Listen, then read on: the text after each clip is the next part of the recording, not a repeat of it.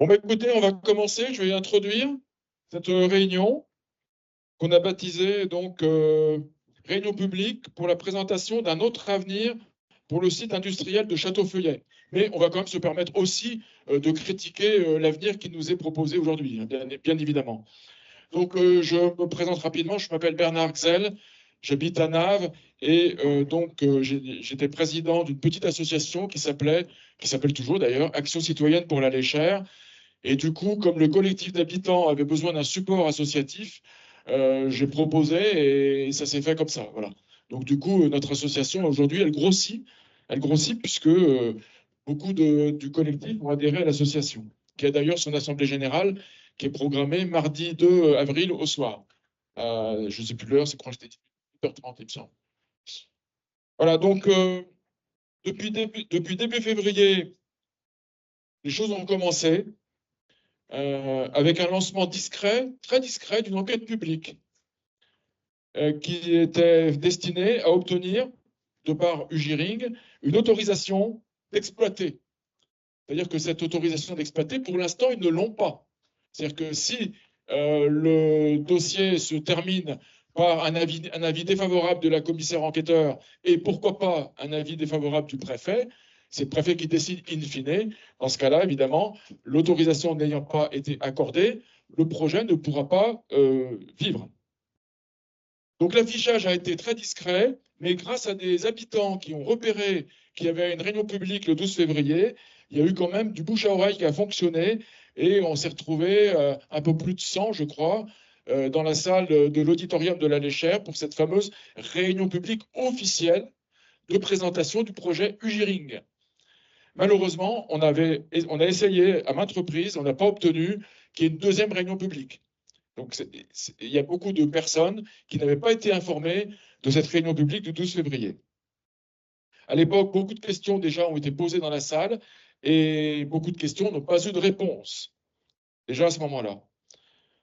Ensuite, les événements se sont déroulés comme ça. Le 21 février, on s'est retrouvé quelques-uns chez un habitant de Petit Cœur. Il m'avait convié et du coup, je suis venu. Et c'est de là que tout est parti dans l'action qui nous réunit aujourd'hui. On a lancé un groupe WhatsApp qui, en quelques jours, a eu plus de 800 adeptes. Ensuite, on a lancé une pétition qui a aujourd'hui, je crois, plus de 17 000 signatures. Mais en 15 jours, il y avait déjà 15 000. Donc là, peut-être, effectivement, au niveau de la pétition, on arrive à saturation, parce qu'en fait, le bassin de vie ici, il est quand même pas aussi important, hein. La communauté de communes, c'est 7 500 habitants, enfants compris. Donc après, forcément, dans la pétition, il y a des gens de l'amont et de l'aval de la vallée qui ont également contribué. Ensuite, on a décidé aussi ce soir-là, le 21 février, d'organiser une réunion publique, mais une réunion publique associative, qu'on a mise en place dans cette salle le 1er mars. La plupart d'entre vous devaient y être. Et là, donc, on a pu échanger, la salle a pu échanger avec les élus qu'on avait invités et qui ont eu la bienveillance de venir nous écouter et répondre à nos questions, même si effectivement, nous avons été largement frustrés par les réponses. Ce jour-là également, de la salle est venue la demande de prolongation de l'enquête publique, considérant que c'était vraiment beaucoup trop court pour que les gens s'imprègnent du dossier et puissent faire des contributions. Et là, il y avait eu un engagement du président de la communauté de communes pour que cette prolongation soit demandée. Et elle a été demandée et elle a été accordée. Donc on a eu une prolongation de 15 jours. Donc normalement, ça devait se terminer le 17 mars et ça a été prolongé jusqu'au lundi jusqu'au 31. 31, c'est donc dimanche, pardon, c'est pas lundi, c'est dimanche. Parce que pourquoi? Alors vous allez me dire pourquoi le 31 alors que c'est férié? Évidemment, ce n'est pas pour déposer des avis en mairie, puisque la mairie sera fermée. Mais par contre, jusqu'au 31 au soir, vous pouvez déposer des avis par Internet, par mail, sur l'adresse mail qui a été diffusée partout. Alors, j'insiste là quand même sur ces contributions dans le cadre de l'enquête publique, parce que dans l'heure qu'il est, jusqu'à la clôture de l'enquête publique, c'est-à-dire dimanche, c'est la principale mission qui est la nôtre. Bien sûr, faire circuler les informations, et ça a beaucoup fonctionné sur les groupes WhatsApp, mais notre principale mission aujourd'hui, c'est de d'écrire dans l'enquête publique. Et je vous signale quand même que depuis la prolongation, c'est-à-dire depuis le 18 mars, il y a eu autant de contributions en faveur du projet qu'en défaveur du projet. Et l'enquête publique, c'est un petit peu quand même un sondage, voire presque une votation. Les gens qui s'expriment dans l'enquête publique, c'est des gens qui ont quelque chose à dire sur le sujet. Donc le fait qu'il y ait eu autant de positifs que de contre, ça veut dire que, bon, on a encore du travail à faire d'ici dimanche soir. Alors, je dois signaler aussi quand même et féliciter tous les engagements bénévoles qu'on a essayé d'organiser tant bien que mal avec les différents groupes de travail. Et voilà. Donc ensuite, donc notre objectif, c'est d'essayer de transformer, surtout l'objectif de ce soir, à partir de ce soir, c'est de transformer cette enquête publique en véritable débat démocratique où chacun cherche, partage, propose. D'ailleurs, c'est ce qu'on voit beaucoup sur le groupe WhatsApp. Il y a beaucoup de personnes qui vont chercher des informations, qui les partagent et qui font des propositions. Et après, bon, bien sûr, les propositions, après, faut arriver à les regrouper et à les regrouper dans une structure un minimum organisée. Alors, concernant notre démarche que je viens de dire, elle est assez différente de celle des élus qui, malheureusement, on peut le regretter, dans différentes instances, ont voté contre, pardon, excusez-moi du lapsus, ont voté pour le projet UGERING. Alors, on peut citer la PTV, l'Assemblée du pays de Tarentaise-Vanoise, qui regroupe les 5 communautés de communes de Tarentaise et de Vanoise, qui ont voté une motion en faveur du projet UGERING. Arlysère, récemment, donc c'est la communauté de communes Albert-Villoise, a voté également pour le projet UGERING, sauf une personne, il y a un élu qui n'a pas voté, c'est Claudie Léger, je peux la citer. Le conseil départemental de la Savoie a aussi récemment délibéré en faveur du projet, et là, tous les conseillers départementaux, à l'unanimité, ont voté pour. Et également, récemment, cette semaine, la commune d'Aigueblanche, qui l'a voté majoritairement, mais il y a quand même eu 2 contre et une abstention, si je ne me trompe pas. C'est 2 contre et une abstention, mais on ne sait pas qui, puisque ça devait être à bulletin secret, j'imagine. Par contre, ce qui est quand même à signaler, c'est que toutes ces délibérations, quand on les regarde, quand on les lit, elles ne parlent pas de Seveso. Le mot Seveso est occulté. C'est quand même symptomatique. Et on peut se poser des questions, si tous ces élus qui ont voté, est-ce qu'ils ont vraiment pris connaissance du dossier de façon approfondie, comme la plupart d'entre vous l'ont fait. Nous, les citoyens, on l'a fait, mais je ne suis pas sûr que les élus qui aient voté aient vraiment regardé le dossier en profondeur. Et c'est ça qui est quand même inquiétant. Donc aussi, vous dire qu'on a, avec le groupe juridique, on a été à la recherche d'un avocat, d'un cabinet d'avocats, qui a eu un gros travail de fait, mais qui a vraiment un travail de pro, avec des grilles de notation, etc. Il y a eu quatre cabinets d'avocats qui ont été consultés, et donc le groupe a fait un choix lundi soir d'un cabinet d'avocats de Lyon, et donc c'est avec eux c'est eux qui nous accompagnent à partir de maintenant. Après, on pourra changer. On l'a pris avec eux, on s'est engagé avec eux que pour une première mission, et on verra après l'Assemblée générale du 2 avril si on continue ou pas. Enfin, pour l'instant, on a déjà un cabinet qui est sur les rails, et donc déjà une dépense d'engagé d'un peu plus de 2 000 €. Donc, je ne sais plus le montant exact, mais TTC, ça. 2160 €. Donc, c'est pour ça qu'on a mis en place une cagnotte, et que cette cagnotte, alors la bonne nouvelle, c'est qu'elle va faire l'objet d'une possibilité de réduction fiscale. C'est-à-dire que les statuts, le cabinet d'avocats nous a préparé des statuts qu'on va soumettre à l'approbation le 2 avril. Ça, c'est pour l'association.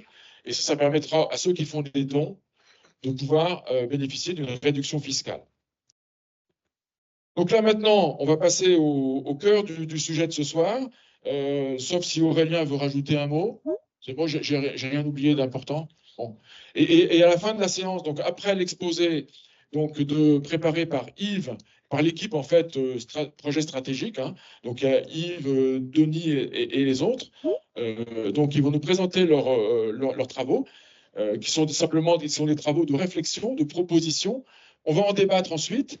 Vous avez dû trouver à l'entrée des petits papiers pour poser vos questions, parce qu'on n'a malheureusement pas de micro-baladeur. Donc, les petits papiers, vous pourrez les remettre à Mireille. Mireille qui est ici, Mireille Simille, qui récupérera les questions et puis on pourra y répondre. Et à la fin, on vous proposera une votation, une sorte de votation. Voilà. Bien, eh bien écoutez, à vous la parole, l'équipe Projet Stratégie. Bonjour à tous. Donc moi, je suis le rapporteur. Alors, notre projet, et en fin de compte, comme vient de le dire Bernard et puis tous ceux qui ont travaillé, c'est tout simplement de trouver une alternative. Une alternative et de proposer quelque chose. C'est bien beau de dire non, on n'en veut pas, mais je veux dire, eux, au moins, ils ont une solution. Donc, il est vraiment important de trouver aussi, nous, une solution. Une solution qui serait beaucoup plus, on va dire, politiquement parlant, peut-être qui sera incorrecte, parce que justement, ça va à l'encontre de nos élus et puis de ce qui a été prévu au niveau politique. Mais par contre, pour les habitants, je pense que le projet, il sera quand même bien fêteur. Alors, je ne suis pas un pro. Allez, c'est bon? Est-ce qu'il vient? Il n'y a plus d'image. Il arrive. C'est ça, ok. La roulette de la souris. La roulette de la souris. La roulette de la souris, parfait. Alors, on va commencer par pour expliquer qui est ce projet, là, ce beau projet, UJ Ring. Alors, le ring, ce n'est pas un ring de boxe, c'est tout simplement, ça vient de EcoRing.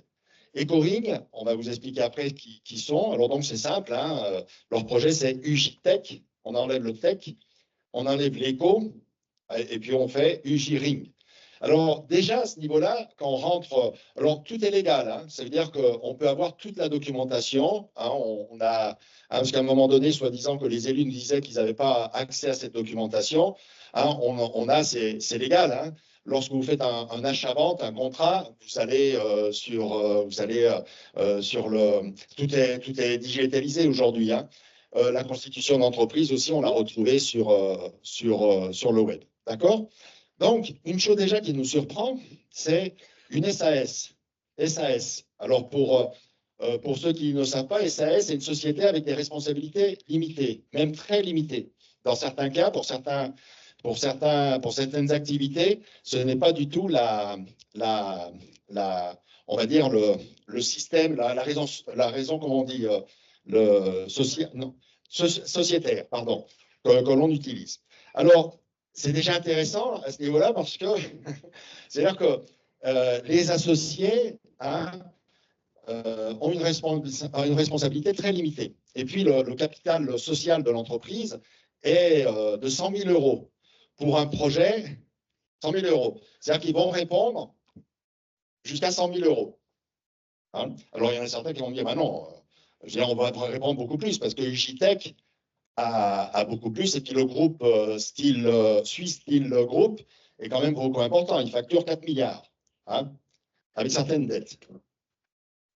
Donc, en reprenant l'extrait de l'acte de constitution des entreprises, alors on voit que c'est UJTech. Alors, on a mis les données les principales. C'est-à-dire qu'on se voit avec une société qui facture beaucoup, qui a un capital social de 80 millions d'euros, qui facture 650 plus ou moins, mais qui a des pertes, un résultat. Donc, UJTech ne va pas très bien. C'est pour ça que ce projet, pour UJTech, il faut le reconnaître, serait un beau projet. Un beau projet. Le président, etc. Alors après, au niveau de son associé, alors UJTech, c'est une société qui est très ancienne, on nous l'a dit.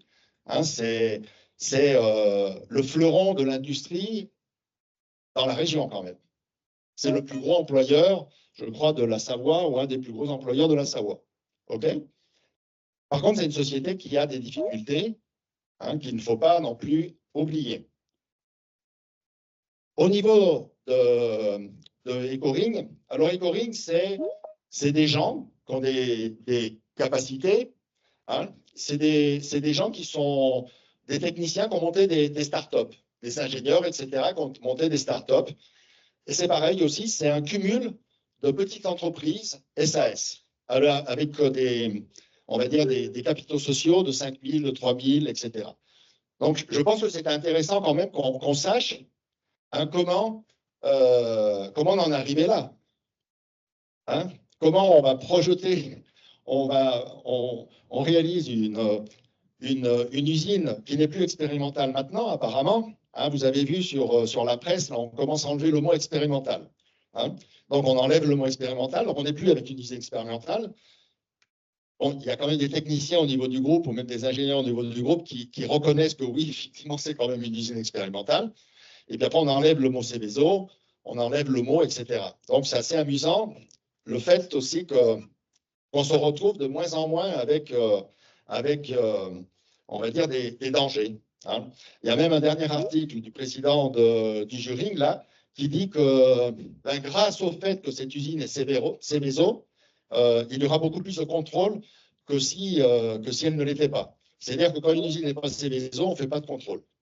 Ah, je veux dire, on peut retourner aussi dans l'autre sens. Hein. Le fait que... Mais grâce au fait qu'on aura une usine Seveso, seuil haut et seuil bas. C'est-à-dire que c'est en haut. Hein. Eh bien, on aura beaucoup plus de contrôle que ce qui était prévu. Bon, ben, c'est parfait. Hein.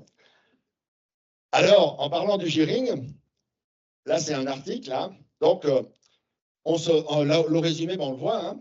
On a des garanties limitées, des capitales sociales seulement de 100 000 €. Donc, en cas d'accident, qui va répondre? C'est déjà une question. Hein. Et puis, on a des sociétés SAS à tire-larigot. Donc, il n'y a aucune responsabilité. Hein. Et puis, on se retrouve après avec Ugitech. Effectivement, c'est une entreprise centenaire, on nous l'a dit, hein, 110 ans. Par contre, très ancienne. Et au niveau de... Alors là, il y a certains de Digitech qui vont me dire tout le contraire. Hein, mais par contre, au niveau des technologies utilisées, eh bien, ils font appel à des startups. La startup, c'est EcoRing. Pourquoi? Parce qu'ils n'ont pas les compétences techniques pour pouvoir le faire eux-mêmes. Alors, ils vont vous dire que non. Ça va de soi. Hein. J'aimerais bien avoir ce débat un jour.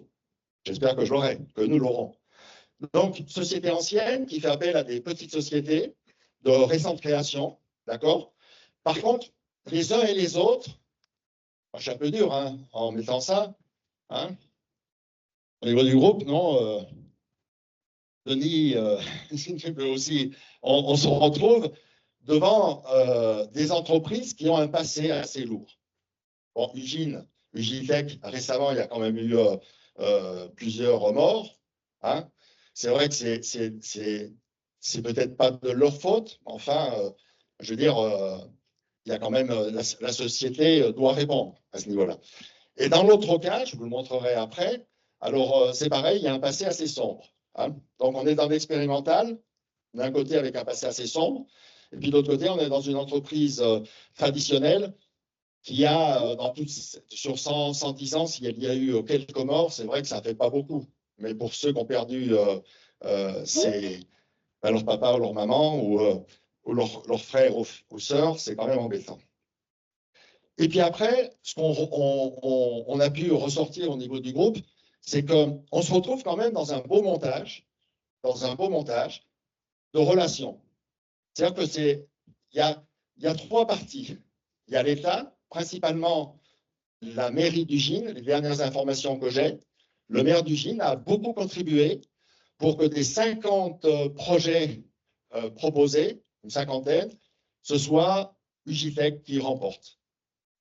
Hein. Donc, on va dire, il y a une... J'aimerais bien revoir les 50, nous aimerons bien hein, revoir les 50 projets pour voir si réellement il n'y avait pas dans ces projets-là des projets aussi intéressants que celui du Gearing, proposé par Ugitech. Il y avait une demande de la part de Ferroglobe qui ne voulait pas que cette usine soit réutilisée par un concurrent. C'est-à-dire qu'on ne voulait pas remettre de la silice. Bon, ben c'est bien. Donc, il y a certains projets qui n'ont pas été étudiés à cause des clauses qu'a mis Ferroglobe. D'autres projets n'ont pas été vu parce que sûrement il n'était pas assez consistant, d'accord? Et puis, le projet phare, c'était le projet du JTEC, d'accord? Alors, ce que nous trouvons, ce que nous voyons à ce niveau-là, dans ce projet, comme je vous ai dit, hein, je parle trop. Donc, on voit pertinemment que c'est un arrangement entre industriels. Hein, premièrement, il y a un intérêt qu'il y ait une nouvelle activité industrielle, parce qu'on n'a pas, comme le disait Monsieur le maire, hein, Monsieur Goyard, pardon, hein, est-ce que vous avez 150 millions pour dépolluer ou décontaminer ce site? Bon. Là, les 150 millions, on ne les verra pas. Hein. Ou je veux vous dire, plutôt, la décontamination du site, on ne verra pas. D'accord? Parce que, hors scoop, la décharge de Ferroglobe et avant de Péchinet, donc ces décharges-là ne rentrent pas dans le scoop. C'est-à-dire quoi un scoop? C'est assez amusant, c'est-à-dire que cette décharge ne sera pas décontaminée. C'est en dehors de l'achat. C'est en dehors de l'achat. Donc on va rester avec, comme on dit en bon français, avec nos saletés, quoi. Non? Hein, je ne vais pas utiliser un mot déplacé. Donc, on va rester avec cette décharge. Il n'y a aucune obligation de la traiter. Hein. Et après, au niveau du JTEC, alors on a posé des questions parce qu'il y a quand même des lois en France. Hein, et par exemple, c'est un site classé, c'est une installation classée protection d'environnement. Et il y a des choses qui doivent être faites. Alors, quand on rentre sur l'acte d'achat-vente, alors c'est assez amusant. Ah, c'est amusant, sans pleurer, pardon. Hein.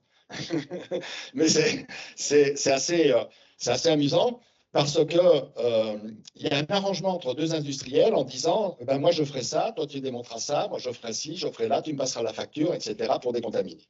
Hein. Je peux vous l'envoyer, hein. C'est un document public. Hein. Donc il n'y a rien.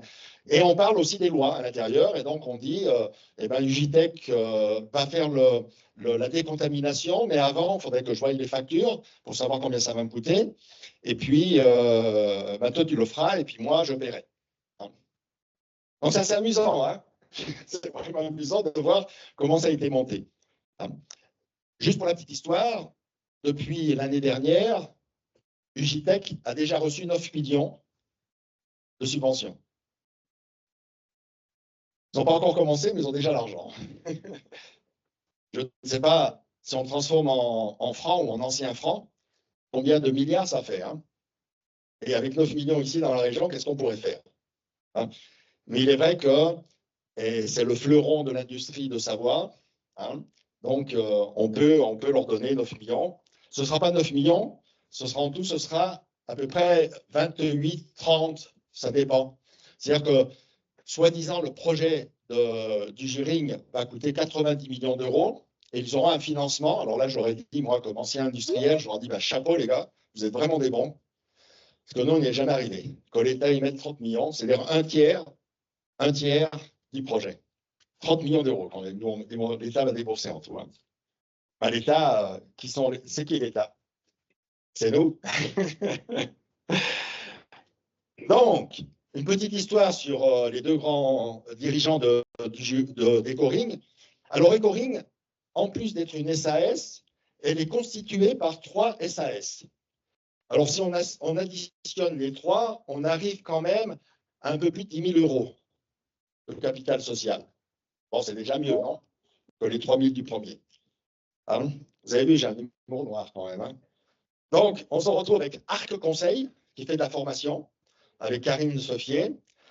On se retrouve avec AC Allier Conseil, qui fait aussi de la formation et du conseil industriel, représenté. Et on se retrouve aussi avec Armatan, hein, qui est de Lionel Picard. Alors, Lionel Picard, c'est une des têtes dirigeantes qui reprend aussi 5% du Giring. Hein. Alors, malheureusement, la première société qu'ils ont créée, Valdi, alors c'était aussi un projet expérimental. Simplement, ça a explosé. Il y a eu des morts. Et quelques années après, il y a encore eu une nouvelle explosion. Il y a eu 8 morts. 8 blessés, pardon, pas 8 morts. Hein. Donc, je retire, hein, si, ils se seront enregistrés, donc que je ne dise pas de bêtises, parce que vous sachiez, il y a déjà des personnes du groupe qui n'ont pas été menacées, mais qui ont été fortement, ils ont eu des fortes recommandations en disant faudrait mieux quand même de vous calmer. Hein. Même au niveau du travail, il y a eu des menaces en disant faudrait peut-être pas trop faire du bruit. Hein. Et justement, ils ont commencé par là, de ne pas faire trop de bruit. C'est-à-dire, personne, vous étiez au courant, non? Au mois de février, il y avait une. Non? Ben, c'était fait aussi. Hein. Hein. On a l'impression que c'est du top secret. Hein. Sur le dossier, si vous l'avez lu, pour ceux qui l'ont lu, par moment, on se cache derrière le secret professionnel. Eh oui, même les enfants, ils disent, ben, c'est quoi ça, le secret professionnel? Et puis, à un autre moment, alors là, on va beaucoup plus haut. Hein. Là, c'est la Marseillaise, là. On se cache derrière, quoi? L'intérêt national. C'est beau, hein? C'est beau. Ben, malheureusement, il y a déjà un passé sur tout ce qui est expérimental, pardon. Hein, je vais essayer d'aller un peu plus vite, hein, quand même. Le but, c'était de vous présenter une alternative, hein, c'est tout. Hein. Swiss Group, alors, ben, c'est assez amusant parce que ça va de mieux en mieux. C'est-à-dire que il y a pas mal là, récemment, ils devaient revendre, ils avaient racheté il y a quelques années une société industrielle en France. Là, ils étaient en pourparlers de la revente, et puis en fin de compte, ils ne vont pas pouvoir la revendre. Donc, là, c'est 200 ou 370 ou 270 personnes qui vont aller à la porte, quoi. Ils vont fermer 4 usines. Ben, 3 usines et un centre de recherche. Alors, ils cherchent de nouveau des futurs acquéreurs. Donc, il est préférable d'acheter, de voir ce qui est intéressant. Ferroglobe, moi, je les connais relativement bien parce que c'est des Espagnols. Moi, j'ai pas, peut-être une petite, pour ceux qui ne me connaissent pas, moi, je suis un petit du coin ici. Mon premier boulot ici, c'était plombier chez Ruet, chez l'entreprise Ruet des Blanches. J'étais un peu une tête brûlée.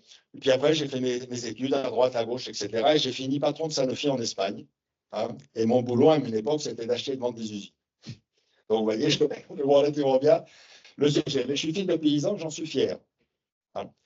Je suis très fier de mes origines. Donc là, au niveau de Swiss Steel Group, c'est assez amusant. Et pour revenir sur Ferroglobe, ce qui les intéressait beaucoup, c'était les procédés, les processus non, industriels, et puis aussi certains, parce qu'on est bon quand même dans le coin, pour reconnaître, au niveau industriel, on n'est pas mauvais. Hein. Donc l'usine de Châteauffeuillet avait des procédés qui étaient, et des brevets qui étaient vraiment, vraiment intéressants. C'est une des choses qui les intéressait énormément. Et puis aussi, bien sûr, les clients. Quand on rachète une société, on récupère les clients. Hein. Après, les employés, peut-être que c'est moins intéressant. Hein, parce qu'on a vu, ils ont tous resté sur le carreau. Alors, si on continue au niveau de Swiss Group, les actionnaires, alors là, c'est amusant. On a fait des recherches grâce à vous, qui avez alimenté énormément ce groupe. C'est-à-dire que, eh ben, premièrement, on a Liver Holding. Hein, et ben derrière, c'est tout simplement, c'est un copain à Poutine. Pas mal. Donc lui, il a tous ses avoirs, c'est-à-dire tout son argent qui est gelé par les États-Unis. Et en même temps, par exemple, la Pologne, parce que les Polonais, ils ont souffert avec les Russes pendant la Deuxième Guerre mondiale, et ils ont souffert beaucoup plus après la Deuxième Guerre mondiale, je le sais parce que j'ai des copains polonais. Et donc en Pologne, eh ben, ces sociétés n'ont pas le droit de travailler. Alors ils sont arrivés à un accord, c'est-à-dire qu'en fin de compte, il a fait un mouvement financier pour perdre des actions, mais en fin de compte, c'est toujours lui qui reste actionnaire principal. Donc, c'est des champions à ce niveau-là. Et puis après, on a l'autre. L'autre aussi, ben, il y a 3 associés. Entre ces 3 associés, on est 20, 25 et 32%. Bon, ils sont majoritaires. Les autres, c'est des pin-up. C'est pas grand-chose. Et bien, le dernier, là, il n'est pas très content parce que les résultats de Steel Group va mal. Le groupe va mal. Et donc, eh ben, ils veulent réinjecter pour rassurer les actionnaires, parce qu'ils cotisent en bourse, bien sûr. Hein. Tout ça, derrière, c'est des financiers, plus que des industriels. Donc, ils cotisent en bourse et derrière, ben, pour rassurer ben, les investisseurs, ils veulent réinjecter 300 millions d'euros. Bon, ils facturent 4 milliards. C'est des gens qui ont des milliards en poche. Donc, ils sont pas. Mais il y en a un qui a dit non. Celui qui a les 20%, il a dit non, j'en mets plus d'argent. Donc, en ce moment, la société, eh ben, elle est un peu boiteuse. Donc là, je refais aussi, on vous le passera tout ça. Hein. On a refait des coupures de presse, des dernières. Alors, est-ce qu'on peut avoir confiance? Le résultat, c'est est-ce qu'on peut avoir confiance d'une société en difficulté, avec ce que je vous ai expliqué avant? Un dossier technique, il y a certains techniciens, puis même sans être grand technicien, on s'aperçoit qu'il y a quand même beaucoup de points qui sont obscurs, sans qu'ils les cachent. Hein. Ils n'ont même pas les cachés parce qu'ils n'existent pas. Donc, c'est plus simple. C'est-à-dire qu'il manque, c'est un dossier, ce qu'on appelle dans le jargon professionnel, c'est un projet, un avant-projet, on appelle un avant-projet simplifié. Hein, ou on le dit aussi comment? Sommaire. Sommaire. Je n'utilise plus simplifié, mais c'est sommaire. OK? Et eux, ils le présentent comme un APD, ce qui veut dire c'est un avant-projet détaillé. Mais réellement, quand on le lit, c'est un avant-projet très sommaire, hein, avec des lacunes quand même très importantes. Dernièrement, c'est le questionnement sur la sécurité. Alors là, bon, ben, c'est dommage que notre chère mère, avec tous ses mandats, je ne parle pas de la légère, je parle des blanches, du grand des blanches. Hein. Il vient d'être nommé là par... il vient d'être nommé, c'est le grand responsable maintenant de la sécurité au niveau du bassin, non? C'est ça. Au niveau des départements, on peut l'applaudir. Monsieur Pointet vient d'être nommé responsable de la sécurité et des incendies du département. Donc, ça tombe bien, non? C'est enregistré, donc après il me dira merci beaucoup de m'en parler, quoi. Hein? Alors, la sécurité, sur le dossier, on n'en parle pas beaucoup. Et pourtant, on est CBSO, seuil haut. Donc, comme a dit Bernard, comme on n'en parle pas, peut-être qu'à un moment donné, ça va même disparaître. Non? Alors, trop d'incertitudes, trop d'inconvénients, et on fait des recommandations. Alors, pour la petite histoire, le projet est beaucoup plus vieux que 2023. Il est des années 2000, 2010, 2020. Et il a éclos réellement en 2020, 2021. Initialement, parce qu'ils écrit sur tous les toits que c'est un projet circulaire. Alors, c'est-à-dire quoi, circulaire? Qu'on tourne en rond. Non? Donc, un projet circulaire, c'est qu'on tourne en rond. C'est-à-dire qu'on récupère et en même temps, sur place, on va retraiter nos résidus. Alors, je ne sais pas, circulaire, on retraite, donc on reste, on retourne en rond. Alors, Ugine, Petit Cœur, c'est un rond ou c'est une ligne droite, non? OK? Mais attendez, ce n'est pas tout. Parce qu'on va amener des résidus de toute la France. Bon, ben là, c'est intérêt national. On va revenir là-dessus quand même sur l'intérêt national. Non? On va aider les autres Français. On est patriotes. Mais il y a quand même 60 tonnes. 60 000 tonnes, pardon. 60 000 tonnes. J'en oublie des zéros. 60 000 tonnes. Ben, même la France, on n'est pas capable de produire tout ça. Pourtant, on en produit des résidus. Hein. Donc, on va aller les chercher aussi sur toute l'Europe. Donc là, le circulaire, eh ben, il est pas du tout circulaire. Je ne sais pas comment il faudrait l'intituler. Donc. Alors, nous, ce qu'on leur dit, tout simplement, on leur dit, revenez sur votre projet initial. Ne faites pas une grosse bombe qui va exploser. Si elle explose, qu'elle soit plus petite. Donc, dans ce cas-là, faites une petite usine de retraitement des résidus et vous retraitez les 13 000 tonnes. Parce que de 13 000 à 60 000, il y a quand même une grande différence, non?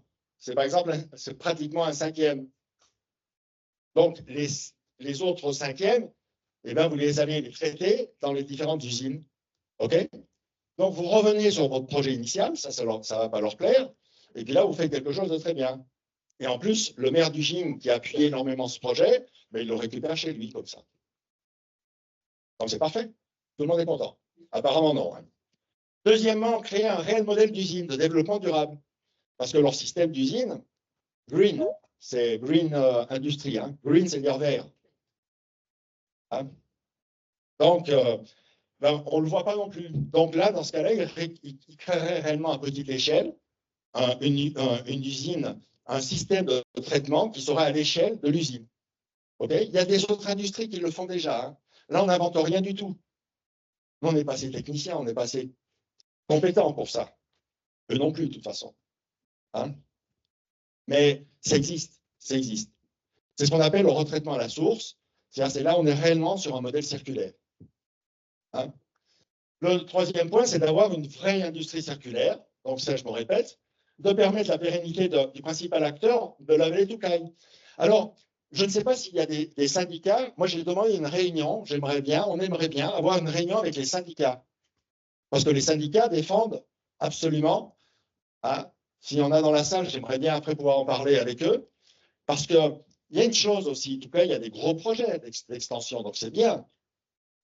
Mais si on additionne la pollution que Touquet va réaliser dans les futures années, quand il va réaliser son traitement de piles au lithium, parce que c'est un projet en route, hein, et on va rajouter, on va rajouter les 60 000 tonnes de résidus il va y avoir une telle contamination dans la région qu'à un moment donné, l'État ou quelqu'un va leur dire stop, arrêtez.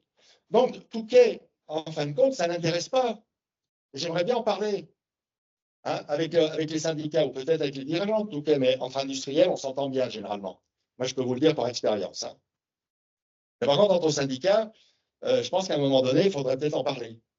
Après, le dernier point, hein, c'est de permettre un développement sur les 12 hectares, un développement beaucoup plus vert, hein, beaucoup plus durable à ce niveau-là. Alors, je l'ai rajouté. Hein, nous allons choisir ce site comme nouveau siège social. On va le proposer à Suisse Steel Group. Parce que je suis rentré, ou vous rentrez sur Internet, le siège social, il n'est pas du tout dans une usine.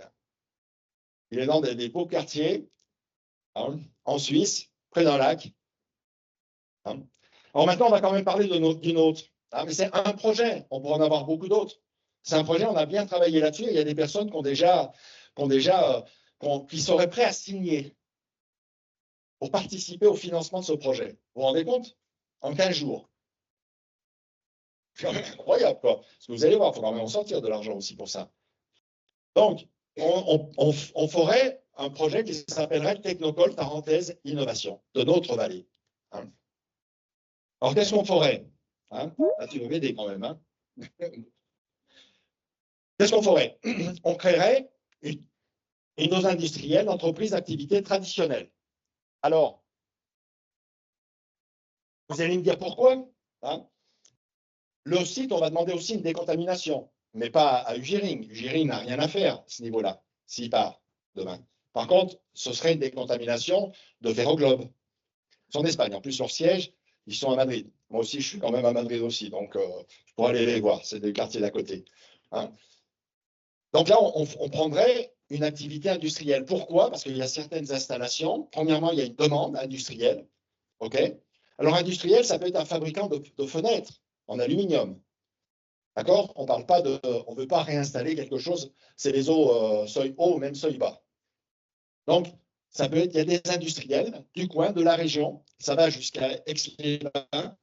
Hein? Il y a le Technopole, Technolac, ils ont une demande, il y a des entreprises qui demandent, mais les riverains n'en veulent plus non plus. Hein, pourquoi? Parce que c'est différent. Là, c'est un beau, si vous le connaissez, c'est quand même, il y a des universités, c'est autre chose. On veut faire quelque chose de très similaire. D'accord? Donc, première chose, ce serait, on installerait des entreprises traditionnelles, parce qu'il en faut, heureusement. Hein, il en faut. Le deuxième, eh ben, on essaierait d'attirer, un petit peu comme Technolac, on essaierait d'attirer des entreprises de nouvelles technologies. Et on a déjà des candidats qui seraient intéressés au niveau des sociétés d'isolation par le biais du bois, aussi performant qu'une isolation de laine de verre ou d'injection de polyuréthane ou d'un autre produit qui est quand même beaucoup plus contaminant. Le troisième, ce qui a été racheté pour 1 million d'euros hors taxe. Hein, il y a à peu près 8 ans, toute la documentation, vous pouvez la voir, comme nous, on a fait, hein, c'est public, hein, donc il n'y a aucun problème à ce niveau-là. Il y a quelques années, Ferroglobe a fait une demande d'un prêt de 3 millions d'euros. Hein. Et qu'est-ce qu'il a fait? Il a avalé, non pas le site industriel, il a avalé les villas, ce qu'on appelait, quand j'étais petit, les villas des ingénieurs. Hein. Ils ont avalé avec le prêt de 3 millions d'euros, l'aval qu'ils ont apporté, la garantie qu'ils ont apportée, c'était justement le terrain constructible. Il y aurait à peu près 2 ou 3 hectares. Hein. Il y a des parcelles qui font partie, il y en a d'autres qui ne font pas partie. La mairie, là, du moins les techniciens de la mairie ont joué, je veux dire, c'est leur rôle aussi, hein, ils ne peuvent pas aller contre. Hein. C'est-à-dire qu'ils nous ont envoyé les informations du cadastre.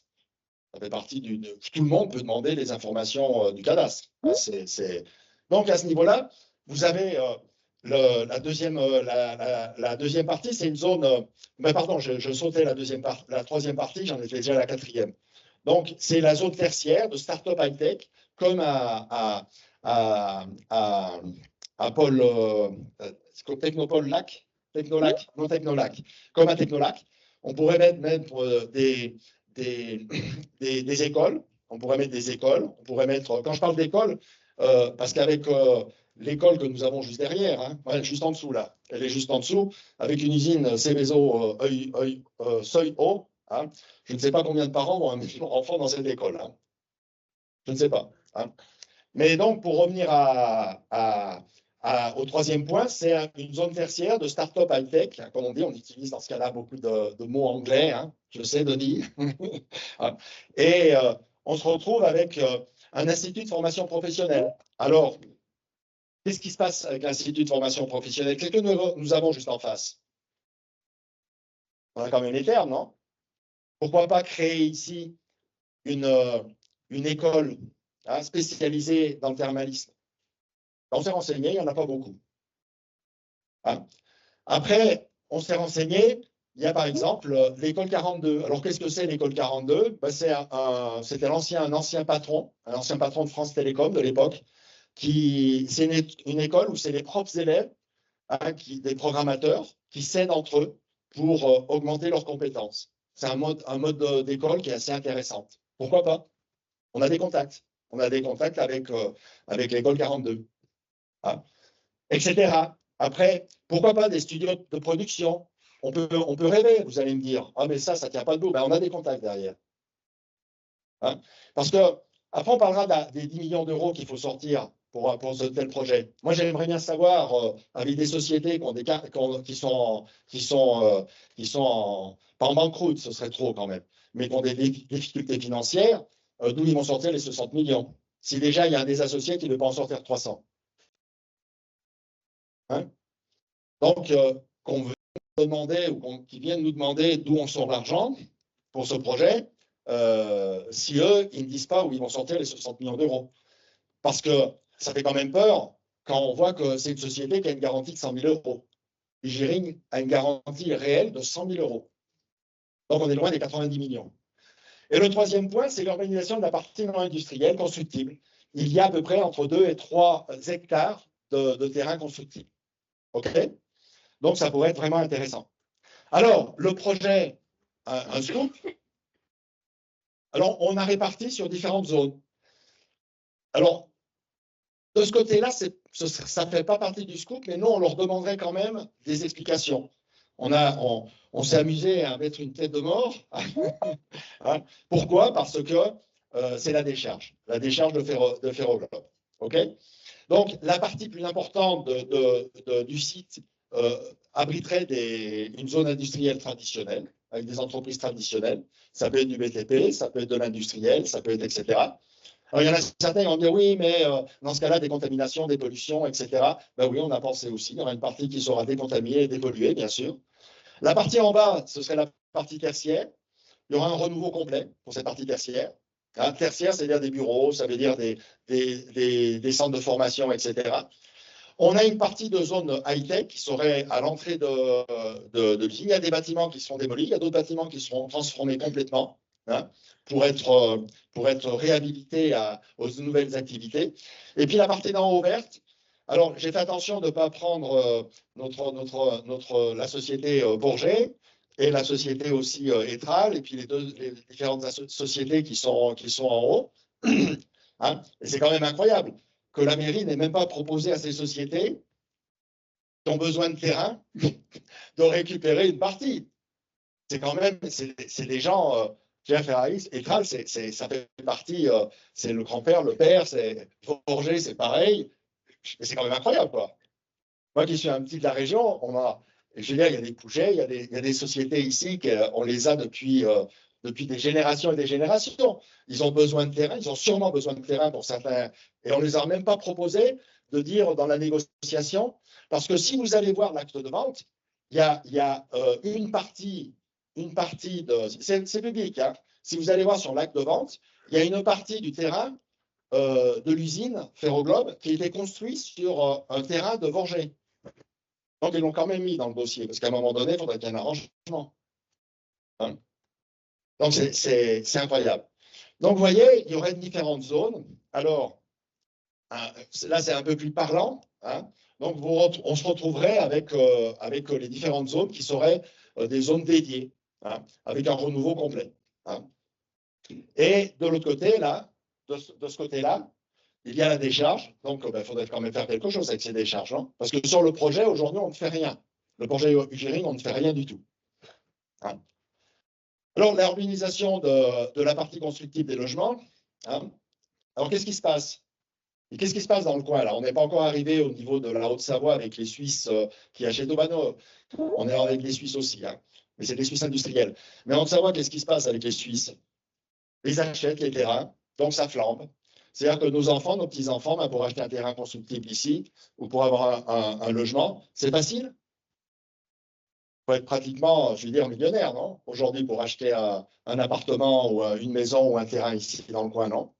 Hein? Ou alors s'endetter, hein, quand les banques nous prêtent. Donc, dans la vallée, il y a un manque crucial de logements, hein, que ce soit privés ou sociaux. Il y a même des logements sociaux qui ont été démolis, mais qui n'ont pas été reconstruits. Il y a des projets en ce moment-là. Hein. Donc, ça paraît incroyable.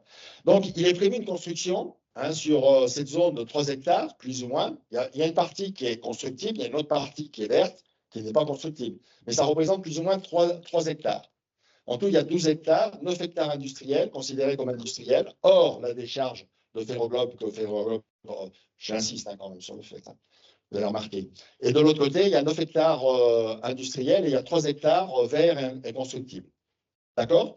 Donc, il est prévu de faire des logements, des zones vertes.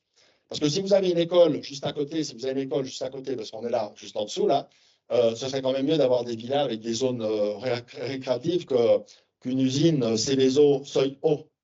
Hein, seuil haut. Donc, il est prévu de construire des logements. Nous avons déjà des sociétés immobilières intéressées. On ferait un mixte, un consortium entre public et privé. Alors après, peut-être que la mairie serait intéressée de participer dans ce consortium et puis il pourrait construire des logements sociaux. Ce serait bien pour les futures élections, quoi. Parce que là, ils sont peut-être mal partis. Ils auraient créé un consortium immobilier, hein, et qui permettrait, on a estimé, on est allé très bas, 80 logements. Mais avec le nouveau plan d'occupation des sols qui est en train de se faire, je pense que sur 2 hectares, on peut faire beaucoup plus que 81 logements. Hein. Mais enfin, on ne va pas non plus, comment on dit, en faire trop, hein, massifier, merci. Hein. La zone industrielle d'activité traditionnelle, donc on a déjà certaines personnes qui seraient intéressées.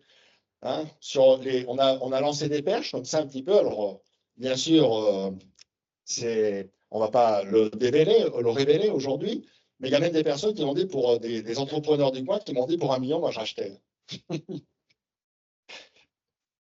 Je ne sais pas. Hein, quand on voit ça, 1 million, ça fait quand même rigoler. Hein.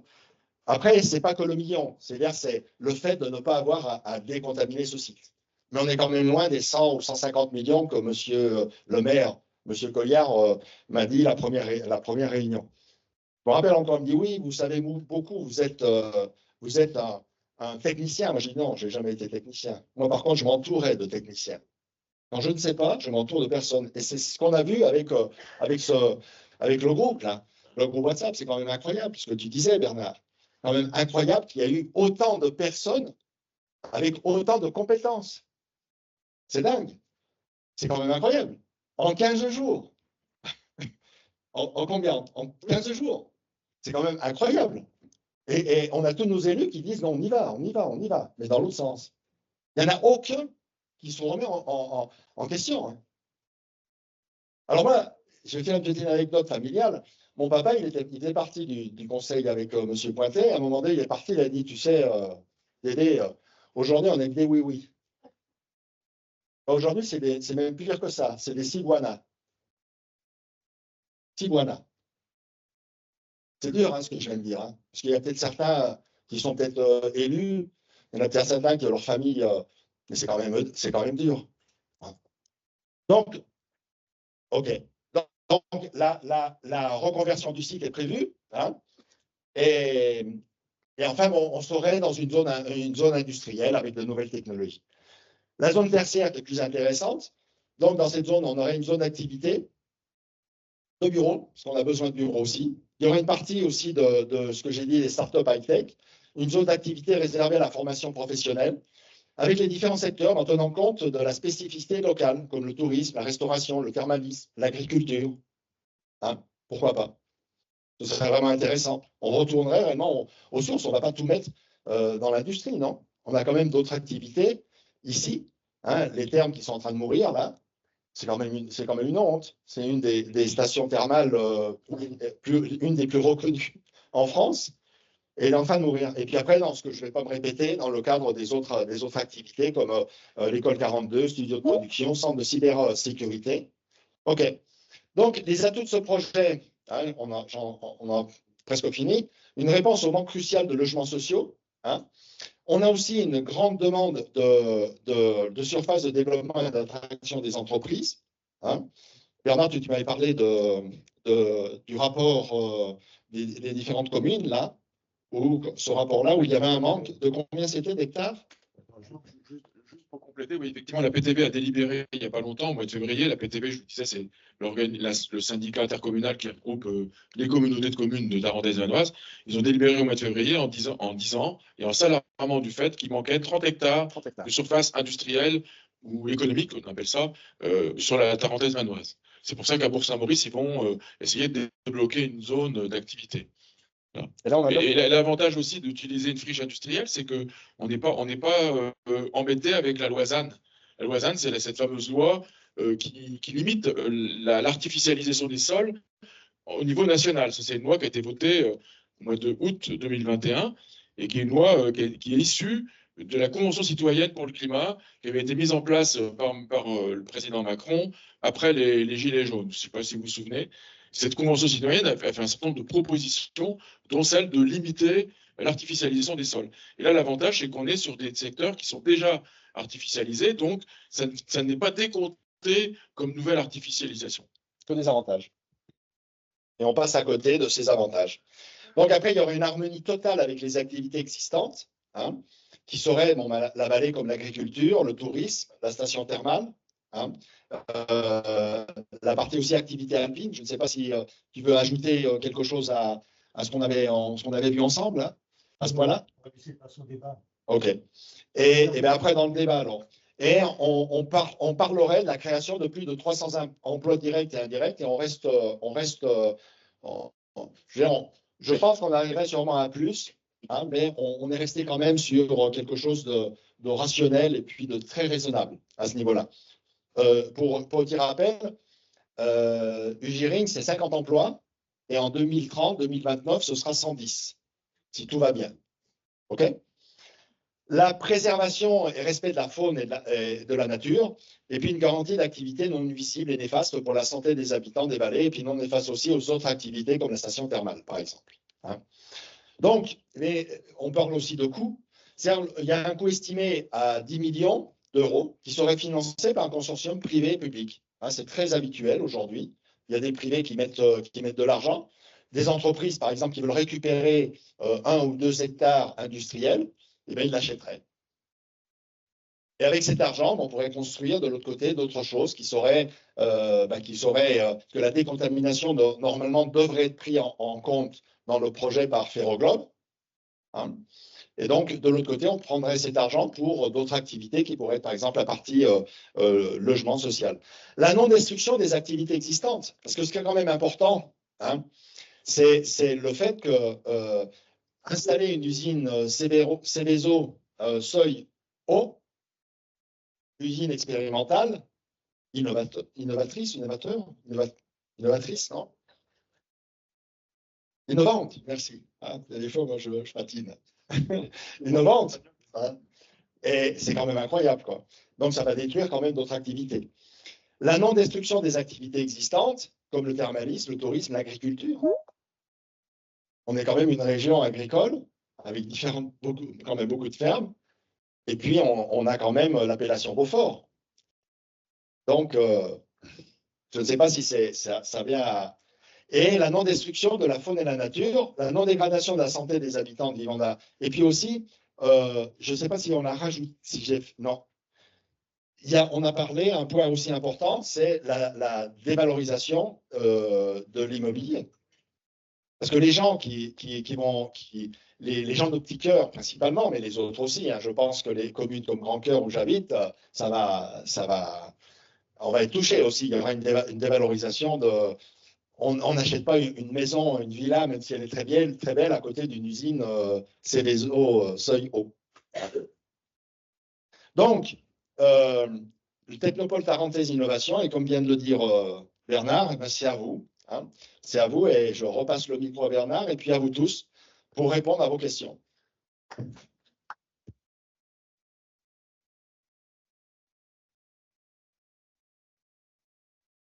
Bon ben, peut-être on va laisser la place aux questions, parce qu'on a été long dans cette présentation.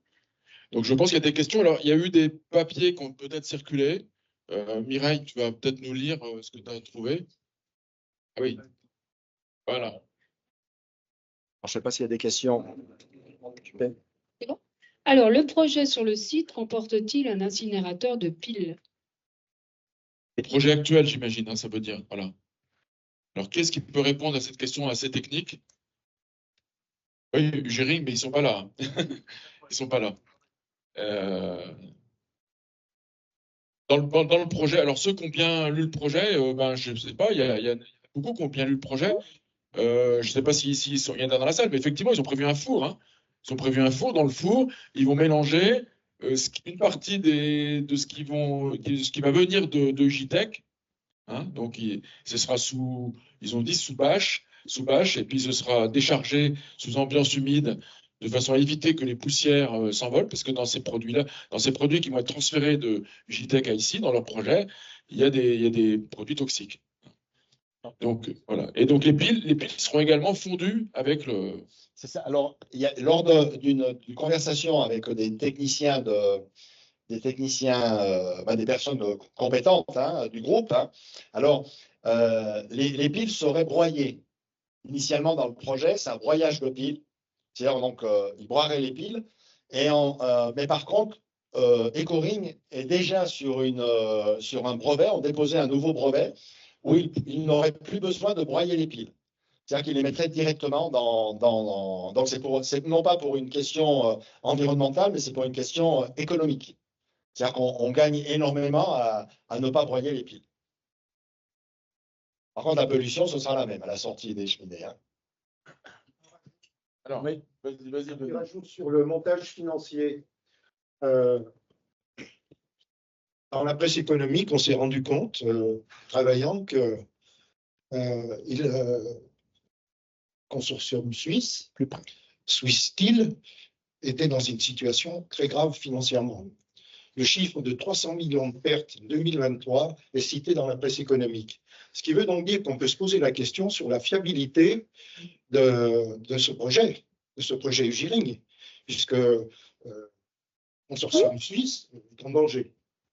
Donc, cette question-là se rajoute au constat qu'on fait et qu'il faut passer à autre chose.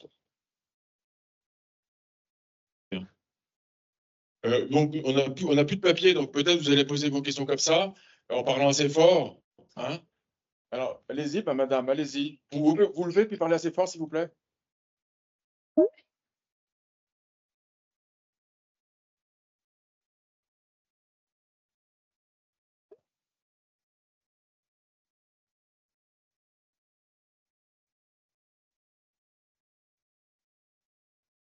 Aux industriels qui vont mettre en place la nouvelle économie, la nouvelle société. Et encore, ils ont postulé pour une subvention auprès des recyclages de métaux critiques. Donc, et ça, c'est pour récupérer les métaux rares qu'on va chercher dans les mines. Donc, pour les avoir déjà. Et ça, il y a déjà 5 entreprises qui ont eu cette subvention et elles ont eu 100 millions. Donc, voilà, là, il y a une enveloppe de 1 milliard. Et en plus, les collectivités territoriales ont donné 1 million et les collectivités locales auraient donné aussi. Donc, on va avoir beaucoup de sous. Ils vont tomber du ciel et des récoltes. Voilà. C'est bien, madame. Vous pouvez partager vos informations sur les réseaux. Vous l'avez déjà fait? Ah, vous ne voulez pas participer à ces trucs-là, d'accord.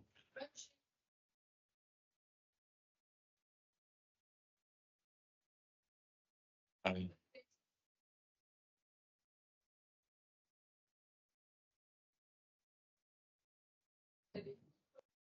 Vous posez France Relance, c'est France 2030, et là, quand vous posez, vous voyez quelle société nous attend, les secteurs de la société sont concernés.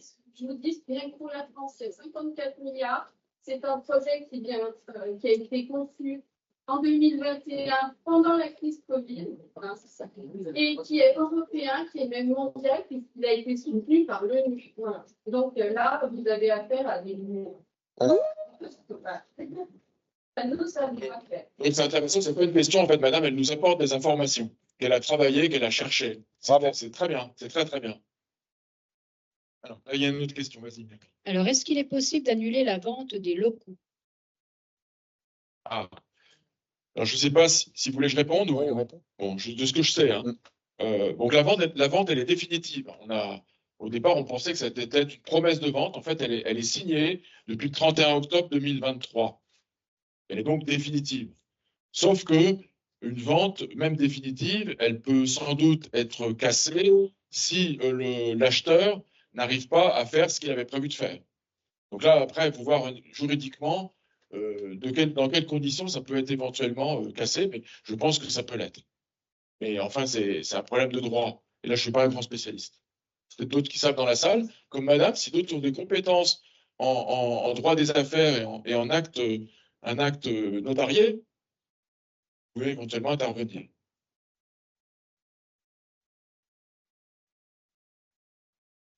Alimenter le débat. Il y a quand même quelque chose d'incroyable dans ce dossier-là. C'est qu'on s'est aperçu en creusant qu'on est face à un projet de vallée qui intègre Tokai, le gaz, Giring, le lithium et l'hydrogène. Et tout ça nous tombe dessus sans qu'il y ait eu concertation, sans qu'il y ait eu information. Et je pense que là, on est confronté quand même à un sacré défi. Parce que ce qu'on essaye de faire, c'est ce qu'ils auraient dû faire. Ils auraient dû prendre les mesures que nous, on a prises, alors qu'on n'est que des bénévoles, alors qu'on n'est pas spécialistes. Eux, ils avaient les moyens. Il y avait les moyens de l'État, les moyens de la région, les moyens du département. Et ils nous imposent un projet de vallée, un projet industriel de vallée, sans qu'on soit au courant. En gros, c'est un projet autoritaire. Et nous, on fait l'inverse. Nous, on consulte, on gratte nos dossiers, et puis ensuite, on le soumet à la population. Je crois que ça, c'est à retenir. Tout à fait. Ici, juste pour ajouter quelque chose.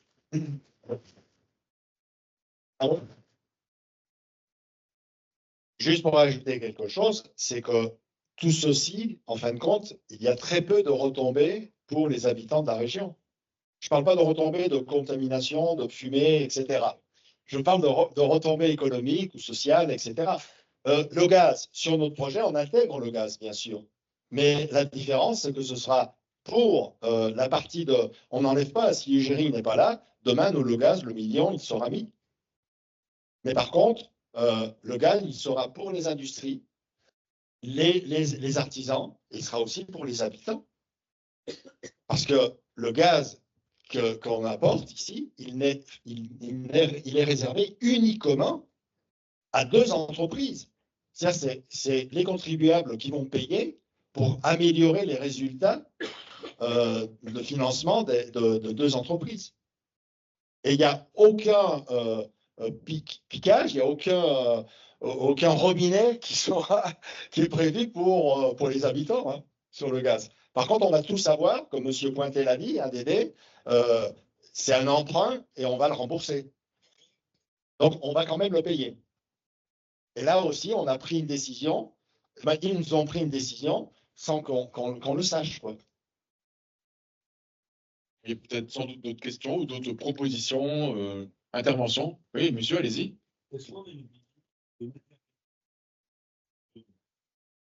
Industriel. Alors moi, je ne suis pas de l'industrie, mais c'est très vague pour moi. Industriel. Et de piles. C'est comme ça, je vois mal comment alimenter l'Algérie avec des piles. Ça va faire bon coup en volume. Oui. C'est ce qui va arriver en plus. Des batteries lithium, des panneaux solaires, des choses comme ça. Ou c'est des batteries lithium, au contraire, ils vont même trier, en amont pour qu'il n'y ait que des batteries alcalines et salines. Mais par contre, si vous lisez les dossiers, et vous pouvez, je vous invite aussi à aller regarder sur le site de la préfecture, quand vous allez tout en bas, vous pouvez lire tous les avis qui ont été transmis à la préfecture, enfin donc à la commissaire enquêteur, pardon.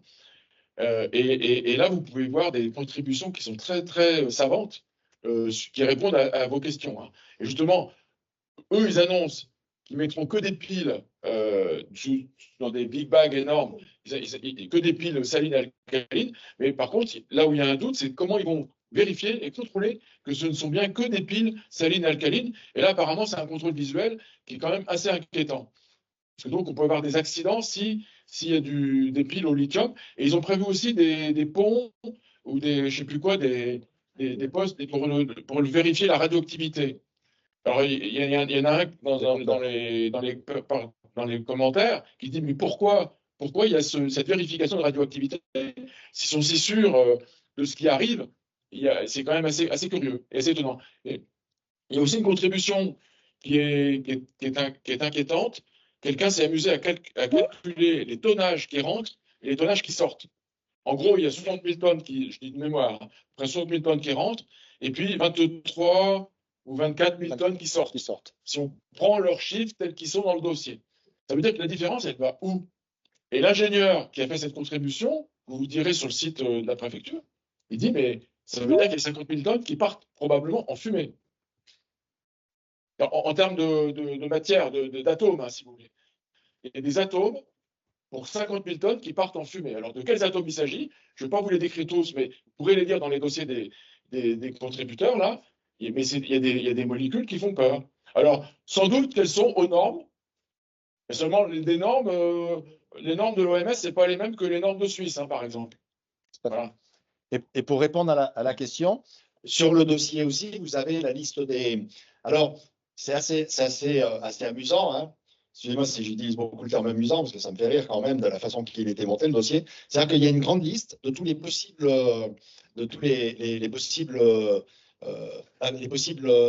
polluants, merci. Les possibles polluants qu'il y aura. Alors, bien sûr, il y a le nickel, il y a le chrome, etc. Il y a des grands, mais il y en a toute une liste. Il y a à peu près une vingtaine, la première liste, je crois qu'il y a une vingtaine de polluants. Alors, ce qui est amusant, c'est que on ne sait pas, alors on parle des polluants. Alors, eux, ils doivent savoir les déchets qui vont arriver, non, quand même, hein. Et cet article là que tu viens de dire avec cette personne là, ce technicien, là, moi c'est un ingénieur chimiste qui est ici dans la région, hein. Il travaille dans l'industrie de chimie et il a fait un rapport exceptionnel. Le gars, c'est chapeau, hein. Il a fait un rapport exceptionnel et donc il explique. Et il fait même des calculs pour dire combien de tonnes va rentrer. Mais par contre, eux, ils ne le font pas. C'est-à-dire qu'on ne sait pas, ils ne savent pas aujourd'hui, c'est un avant-projet sommaire, parce qu'on ne calcule pas le nombre de tonnes de nickel qui va arriver, de déchets de nickel qui va arriver, de chrome qui va arriver, on parle juste de 700 tonnes de piles, 710 tonnes de piles, etc. Mais on ne détaille pas la typologie des piles. Donc ça reste, on fait une liste complète en disant on peut retrouver ces polluants. Mais on n'est pas sur le détail de la quantité de ce polluant. Donc c'est vraiment un projet très sommaire. Il y a peut-être d'autres questions, d'autres interventions? Oui, bah, allez-y au fond.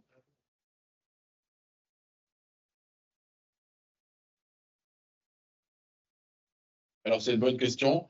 Alors, ça veut dire en premier lieu, il faut déjà se battre contre le projet UGRing. Et je pense qu'une façon de se battre contre le projet UGRing, c'est de montrer qu'on pourrait faire autre chose. Et donc, voilà. Alors, pour passer à autre chose, pour passer à l'ouverture de la perspective d'autre chose, sur le plan, pas seulement sur le plan des idées, comme on l'a évoqué ce soir, mais sur le plan vraiment réel, ça veut dire qu'il faut déjà que le projet UGRing soit interdit, qu'il ne se fasse pas. Qu'il soit déplacé. Un avis négatif. Qu'il soit déplacé. On n'est pas contre. Non, mais pas qu'il ne se fasse pas ici. C'est ça. Je parle de ici, hein, à Château-Feuillet. Bien sûr que le projet en soi, il peut se faire ailleurs, là où c'est plus pertinent de le faire, mais comme ça a été dit par beaucoup d'experts, on est quand même dans une configuration géographique particulière.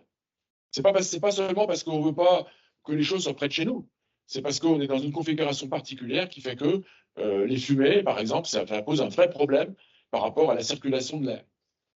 Et la proximité des bâtiments d'habitation, de stations thermales, d'écoles, etc.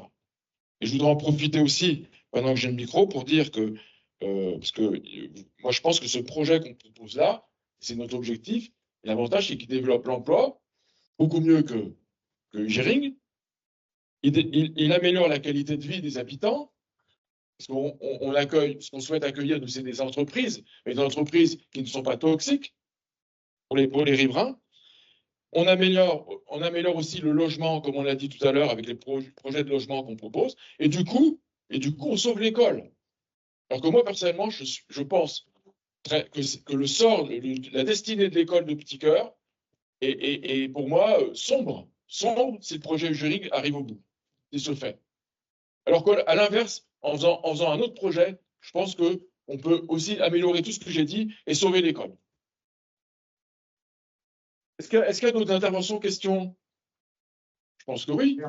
Oui. Pour répondre quand même plus. Je veux juste rajouter une chose sur ce que tu as dit relativement aux émissions toxiques. Le projet du UGRing, il reconnaît qu'ils ne sont pas en mesure de donner des mesures exactes sur le chrome 6 et les particules fines, c'est-à-dire celles qui font 2,5 microns à 10 microns, et qui sont particulièrement dangereuses pour les voies respiratoires, pour tout ce qui est système cardiaque, etc., etc. Ils le reconnaissent. Ils ne sont pas en mesure de nous donner des choses précises sur les émissions du chrome 6, qui est un composé volatile qui est reconnu comme cancérigène par le Centre international de recherche sur le cancer.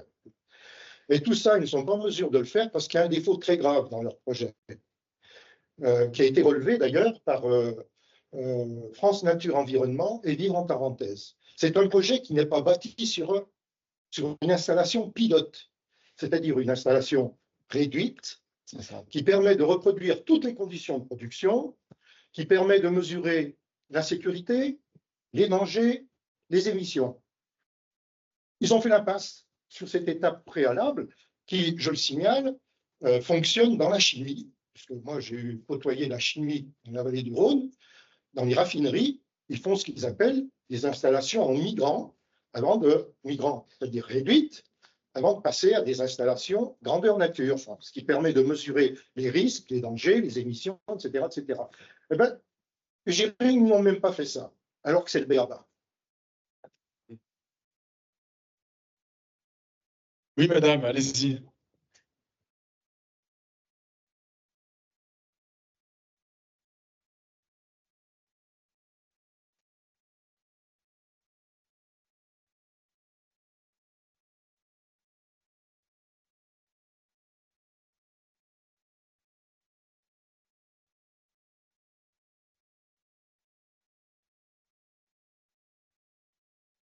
Ah bah, la station thermale, si vous voulez, pas plus tard qu'hier soir, il y avait conseil communautaire pour changer le statut de gestion des stations thermales. Et moi, personnellement, ça me plaisait pas, mais enfin après, chacun a son avis, hein. Parce qu'hier soir, donc, il a été décidé par pratiquement tout le monde, sauf moi, de mettre ça au privé-privé, quoi. Voilà. Mais, sous forme de délégation, sur une longue durée, mais voilà. Alors que la convention actuelle qui existe avec la SETLL, donc c'est une société d'économie mixte, cette convention de délégation de service public, elle n'est pas terminée, elle se termine en 2028 normalement. Voilà. Donc on en est là pour la station thermale. Et qu'il y a eu des difficultés, c'est vrai.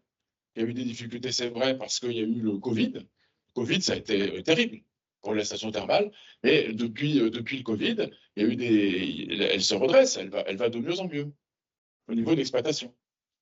Après, tu peux ajouter qu'il y a. Et on peut ajouter que d'autres stations thermales de la région, de la vallée, changent justement le statut et passent de privé à public. Dans notre vallée. Si, Fred.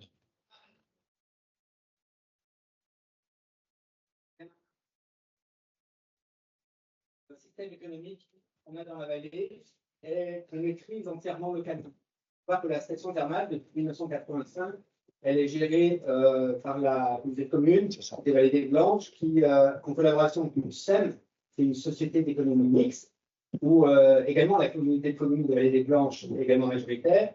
Et depuis 1985, on développait localement, en investissant dans un outil de la façon la plus performante possible, un outil qu'on maîtrisait, et on pouvait ainsi développer une station thermale sans faire appel à des fonds financiers ou des consortiums internationaux.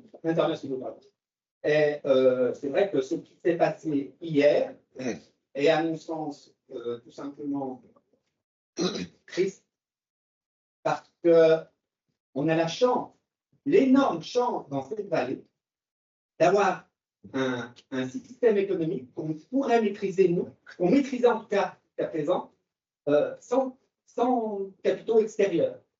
Et cette station thermale, lui, le Covid a fait beaucoup de mal, mais comme disait Bernard, elle se redresse doucement. Et ça, par contre, à mon sens, c'est un réel défi économique que nous pouvons soulever. Parce que si nous accueillons 1000 curistes en plus, sachant qu'une cure fait 21 jours, ça nous fait 21 000 nuitées en plus. 21 000 personnes qui vont prendre le petit déjeuner, le manger, le dîner. 21 000 personnes qui vont acheter des choses sur nous, sur le territoire, qui vont acheter des fromages, qui vont aller à Pussy, qui vont aller à Naples, qui vont se déplacer. Et tout ce défi-là, à mon sens, nous pouvons participer personnellement à ce défi.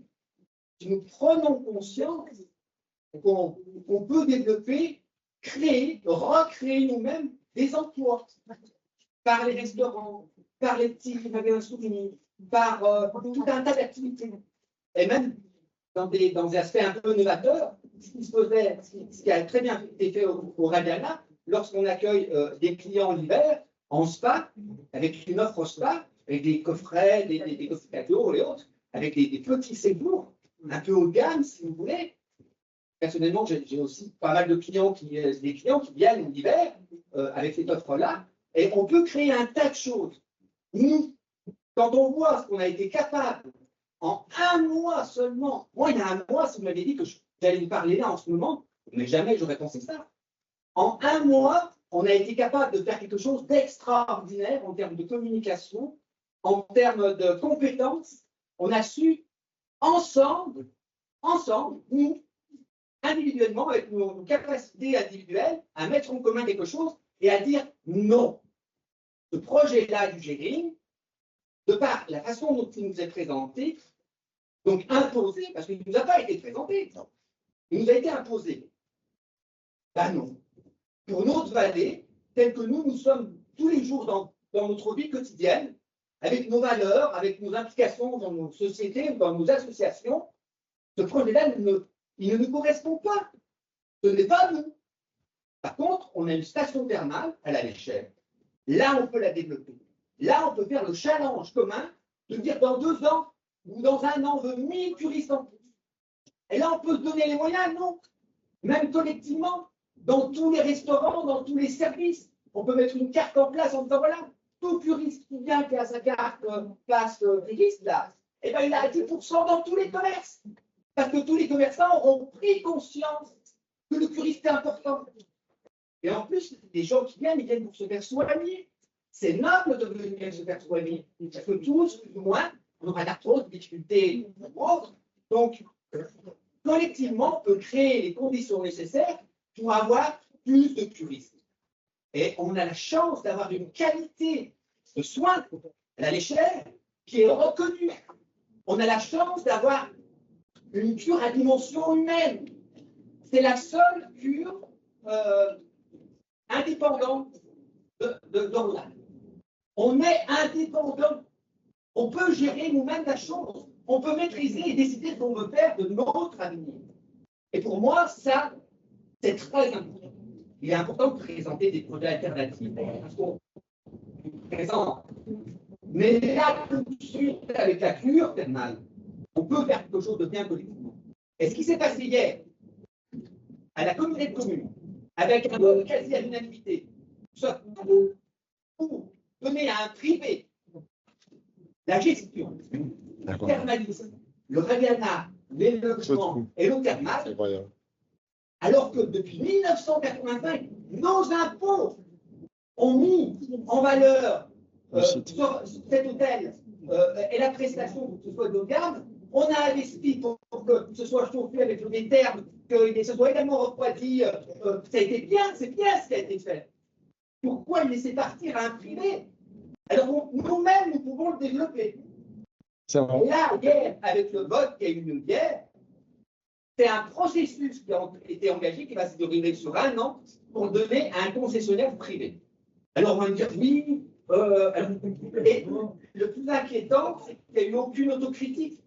C'est-à-dire que, normalement, quand quelque chose ne marche pas, on se dit, mince, c'est dur, elle marchait de 85 jusqu'à 2000, avant l'arrivée du Covid, plus ou moins, mais ça marchait. Arrivé avec le Covid, il y a eu un accident, certes, mais après, pourquoi on n'arrive pas à recréer un challenge et un management suffisamment puissant pour qu'ensemble, on relève le défi? Donc, ça demande une partie de notre autocritique, ça veut dire qu'on a été pas bon, mais collectivement. J'interviens. Peut-être question dans l'Assemblée. Qui est au courant, pour les termes, de tout ce que nous raconte Fred? Moi, personnellement, je l'apprends. Est-ce que quelqu'un était au courant? Est-ce que vous saviez qu'il y avait tout ça? Donc, la gestion, c'est quoi? C'est la CCVA. Voilà, c'est bien. Ça connu.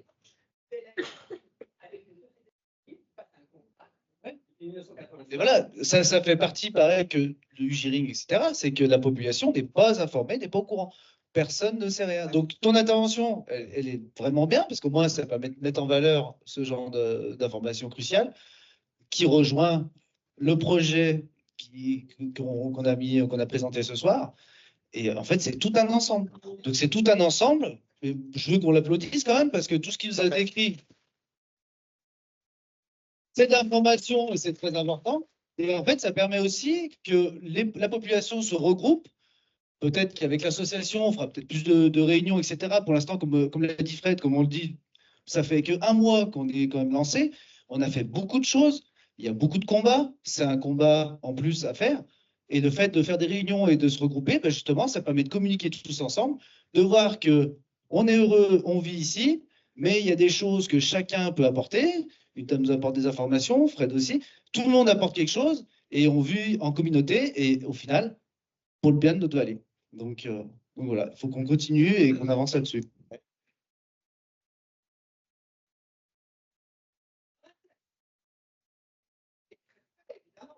Et vous posiez la question à ceux qui ont voté hier à la communauté de communes, quels arguments ils avancent pour qu'on passe à un privé?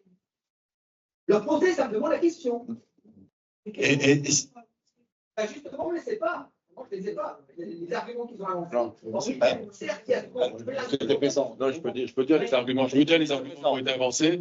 Les arguments qui ont été avancés, c'est de dire qu'une collectivité ne sait pas gérer des choses comme ça. Et voilà, il vaut mieux déléguer comme pour l'eau, comme pour l'assainissement. Comme pour l'eau, comme pour l'assainissement, on ne sait pas faire, donc il vaut mieux le céder au privé. Voilà, en gros, c'est ça. Et par contre, comme tu as dit, il n'y a aucune remise en question. Parce que à l'époque, il y a 30 ans ou 40 ans, parce que là, il y a eu d'autres problèmes au niveau plus le problème de l'eau. Vous vous souvenez, quand c'était Blanc qui était maire. Donc, ce n'est pas d'aujourd'hui. Et on a su résoudre, ou tout du moins nos anciens ont su résoudre, nos anciens élus ont su résoudre ça. Moi, je me souviens à l'époque, Blanc, avec mon père, il téléphonait tous les 5 minutes. À 2 heures du matin, il y a le père Foral, il a pris la responsabilité, le maire Blanc, à l'époque, hein, de dire on va perforer plus loin. Ils y sont arrivés et à 2 heures du matin, ils avaient l'eau, il a téléphoné à tout le monde, quoi. Hein. Donc, on est capable, nos élus sont capables aussi de le faire correctement. Mais par contre, il n'y a pas eu d'autocritique. Là, c'est un problème de gestion actuellement. Si on est, excusez-moi, dans la merde avec la station, c'est une question de gestion. Ce n'est pas une question privée ou publique.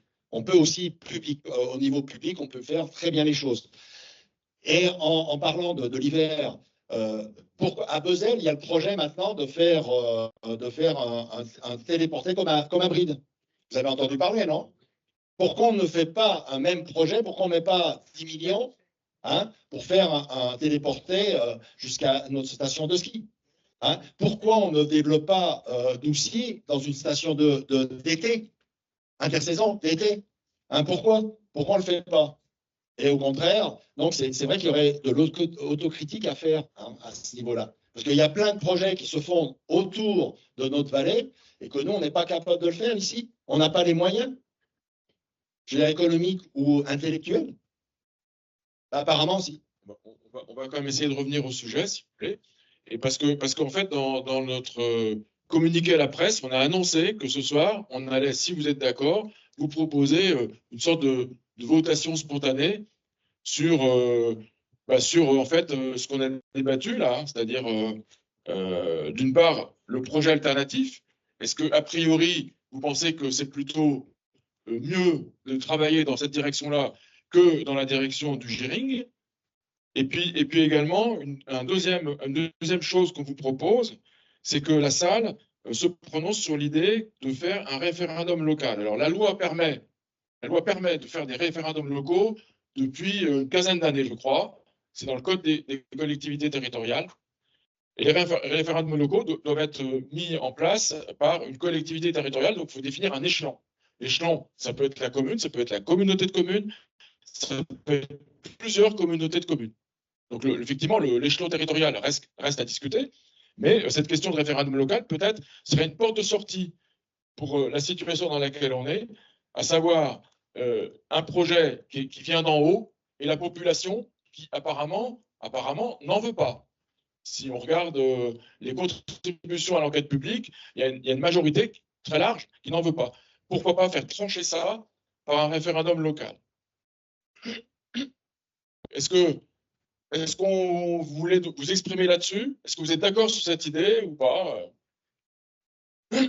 Alors, je vais faire comme une émission de radio. Plutôt que de faire un vote à main levée, je vous propose un vote à l'applaudimètre. Donc d'abord, attendez. En premier lieu, qui est contre le référendum local pour faire un choix entre les deux projets? Qui est contre à l'applaudimètre? Non, je me suis trompé? Non. Oui, alors, il n'y a personne qui applaudit, donc ça veut dire que... Bon, alors du coup, on va poser la deuxième question. Qui est pour un référendum local pour choisir entre les deux projets?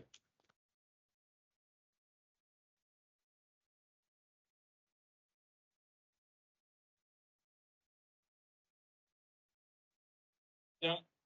Et bien maintenant, on a donc une assemblée qui spontanément a voté pour qu'on défende cette idée-là. Donc on va tous maintenant se travailler au corps sur cette idée-là, puisque l'enquête publique se terminant, il va falloir qu'on trouve effectivement des choses à proposer, des actions à mener pour avancer. Oui.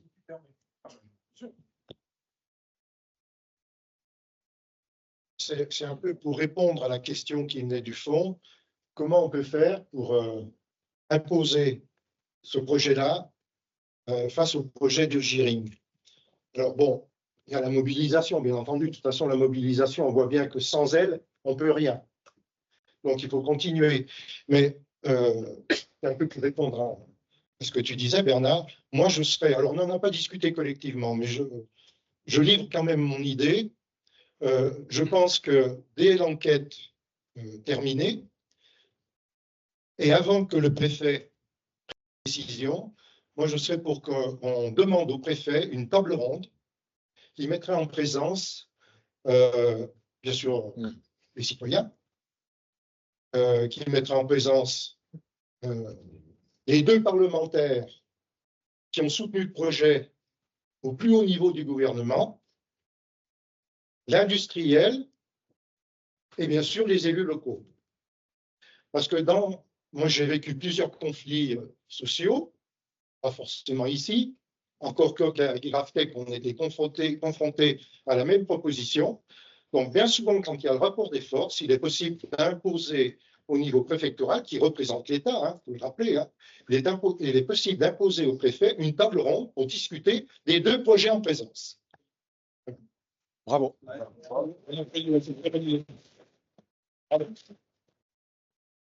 Et d'autant plus une bonne idée que qui dit référendum local dit forcément débat. Parce qu'à partir du moment où il y a une votation, comme on dirait en Suisse, c'est ça, un référendum local, c'est une votation. À partir du moment où c'est une votation officielle, à partir du moment où il y a une votation, il y a forcément l'obligation, je dirais, de faire ce que Denis propose, qui est très pertinent, effectivement, qu'il y ait des débats pour, contre, etc., puis qu'on aille au fond des choses en écoutant les 2 parties. Dans un référendum où on doit choisir entre 2 projets, il y a forcément à écouter les 2 parties. Alors, j'ai un message là, parce que faut que je vous rappelle que la cagnotte qui est en ligne, et vous avez des QR codes pour ceux qui sont modernes, vous pouvez flasher dessus pour pouvoir participer à la cagnotte et qui va nous servir notamment à mener nos actions. Et aussi, surtout, la cagnotte, c'est pour la question juridique, pour la défense juridique, parce que c'est une arme aussi, le juridique. Hein. Il n'y a pas que le débat public. Il y a aussi le juridique qui est une arme qu'on va donc utiliser.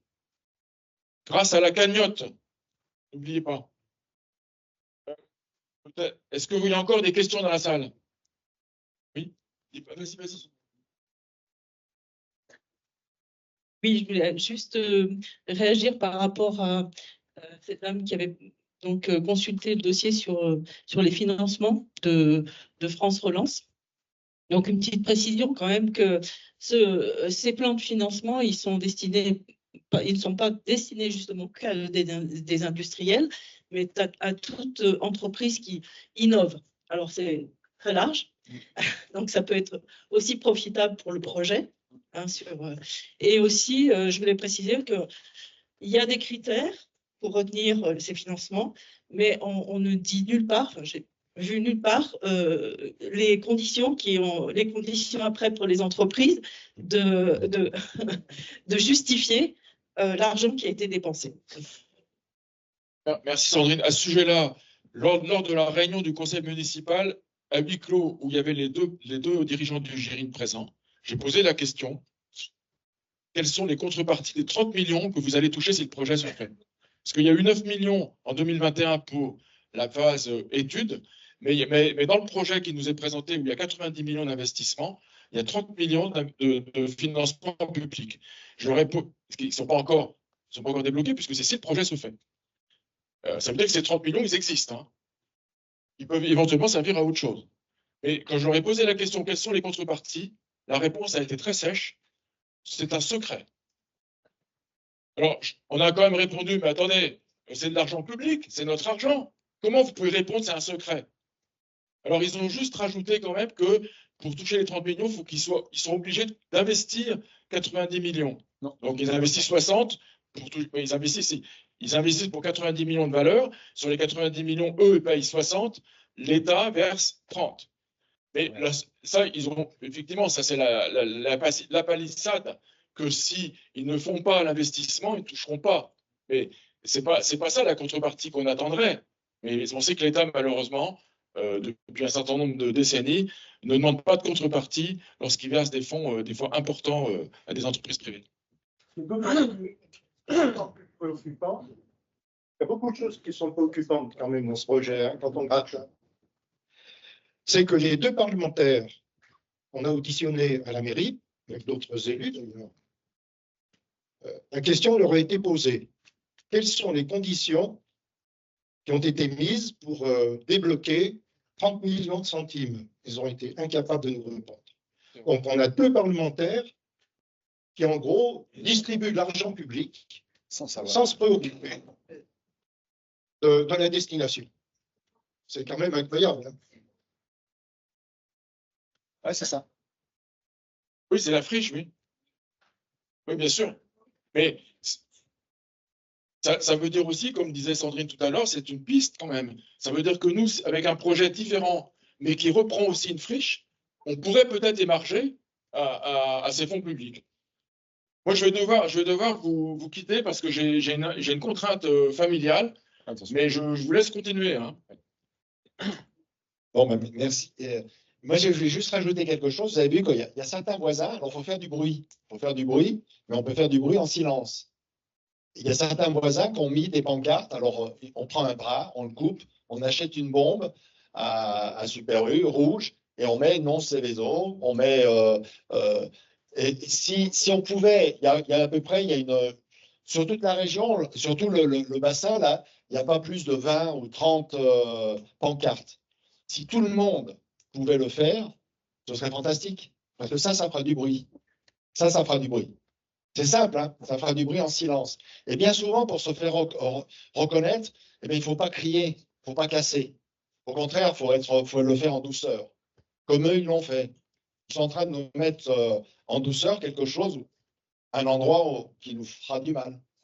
Je parlais des voies respiratoires. Donc, est-ce qu'il y a d'autres questions ou d'autres interventions? Parce que c'est vraiment intéressant. Hein. Oui? Non? Au fond? Bon, c'est notre sénatrice et notre député. Hein. Il y en a même plus, même. C'est notre sénatrice du GIN, qui a dit, alors je peux le dire, hein, parce que je vais faire son porte-parole, elle a dit que tout le monde sait que des cheminées du GIN, de l'usine du GIN, sortent de la vapeur d'eau. Elle l'a dit, hein, c'est enregistré, on a enregistré. Nous, on leur a demandé si on pouvait enregistrer, et c'est disponible, l'enregistrement est disponible. Nous avons aussi notre député, Vincent Roland, qui à un moment donné, quand je ne sais pas quel titre il a, parce qu'il en a tellement, M. Pencook, hein, a parlé, il a répondu au président d'une association agricole, hein, et lui disant, mais vous aussi, vous produisez du CO2. Et moi, j'ai eu un sourire, vous avez remarqué que je souris relativement facilement. Hein. J'ai eu un sourire et notre député, monsieur Roland, hein, Vincent, m'a dit, ça vous fait rire? J'ai dit, c'est enregistré. Hein. Donc, je fais porte-parole. J'ai dit, c'est quand même amusant que les ruminants, que les gaz des ruminants, je peux vous dire les pets des vaches, hein, que les gaz de ruminants aussi créent, je dis ça, on en avait parlé au niveau de la Communauté européenne, même au niveau je crois que c'est l'ONU qu'on avait parlé aussi, à un moment donné. Vous vous souvenez non, de ça, que les vaches, il y a des agriculteurs, que les vaches, c'était la cause comment on appelle ça, du trou de la cape d'ozone. Hein. Donc oui, c'est assez amusant. Mais vous pouvez revoir, on les enregistre. Nous, vous voyez, on est transparent. Hein. On enregistre tout, on va tout vous donner. Parce que je pense que on vit en démocratie, non?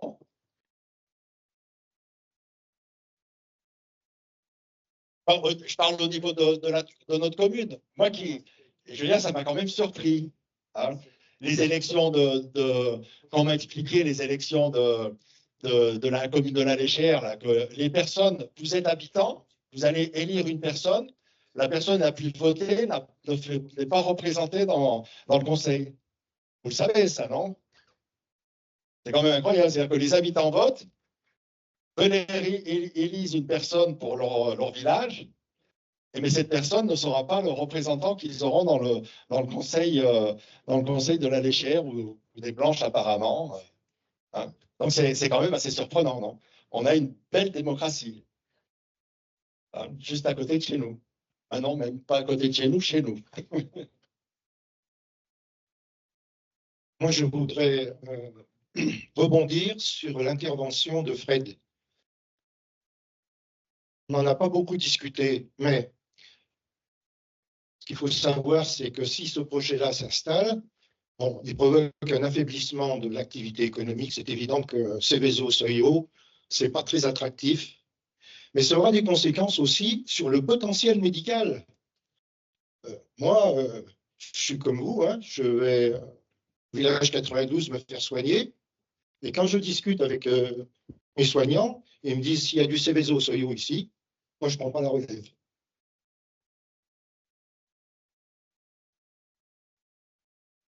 Donc, c'est toutes les répercussions, c'est toutes les répercussions directes ou indirectes qu'on aura avec ce projet. Hein. D'autres interventions, ce qui commence à être tard. Bernard est parti. Bernard est parti, mais ce sera nous, c'est le collectif. Ah ben après, il faut proposer tout ça, non?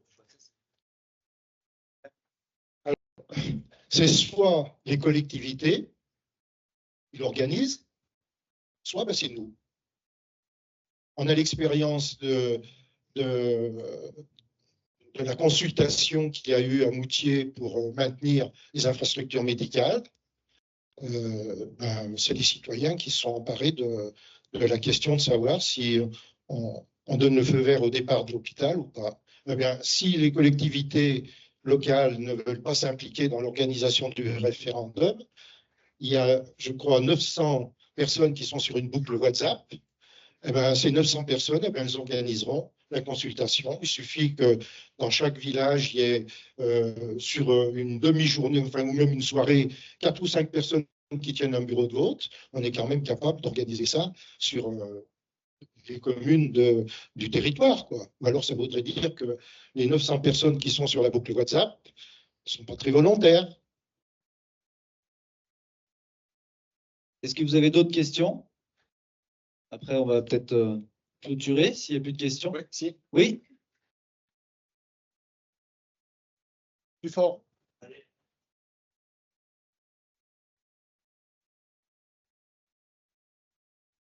Ah oui, ça c'est le mot de fin. Justement. Donc là, on vous a fait la démonstration du nouveau projet, on vous a tout expliqué. Ah, on a une question? Alors, concrètement, après cette réunion, y a-t-il des actions prévues? Et ben voilà, ça finit bien. Donc, on a fait donc le résumé un peu Giring. Il nous a très bien détaillé tout le sujet. On vous a fait une proposition. Les actions à suivre, le plus important, c'est la fin de l'enquête, bien sûr.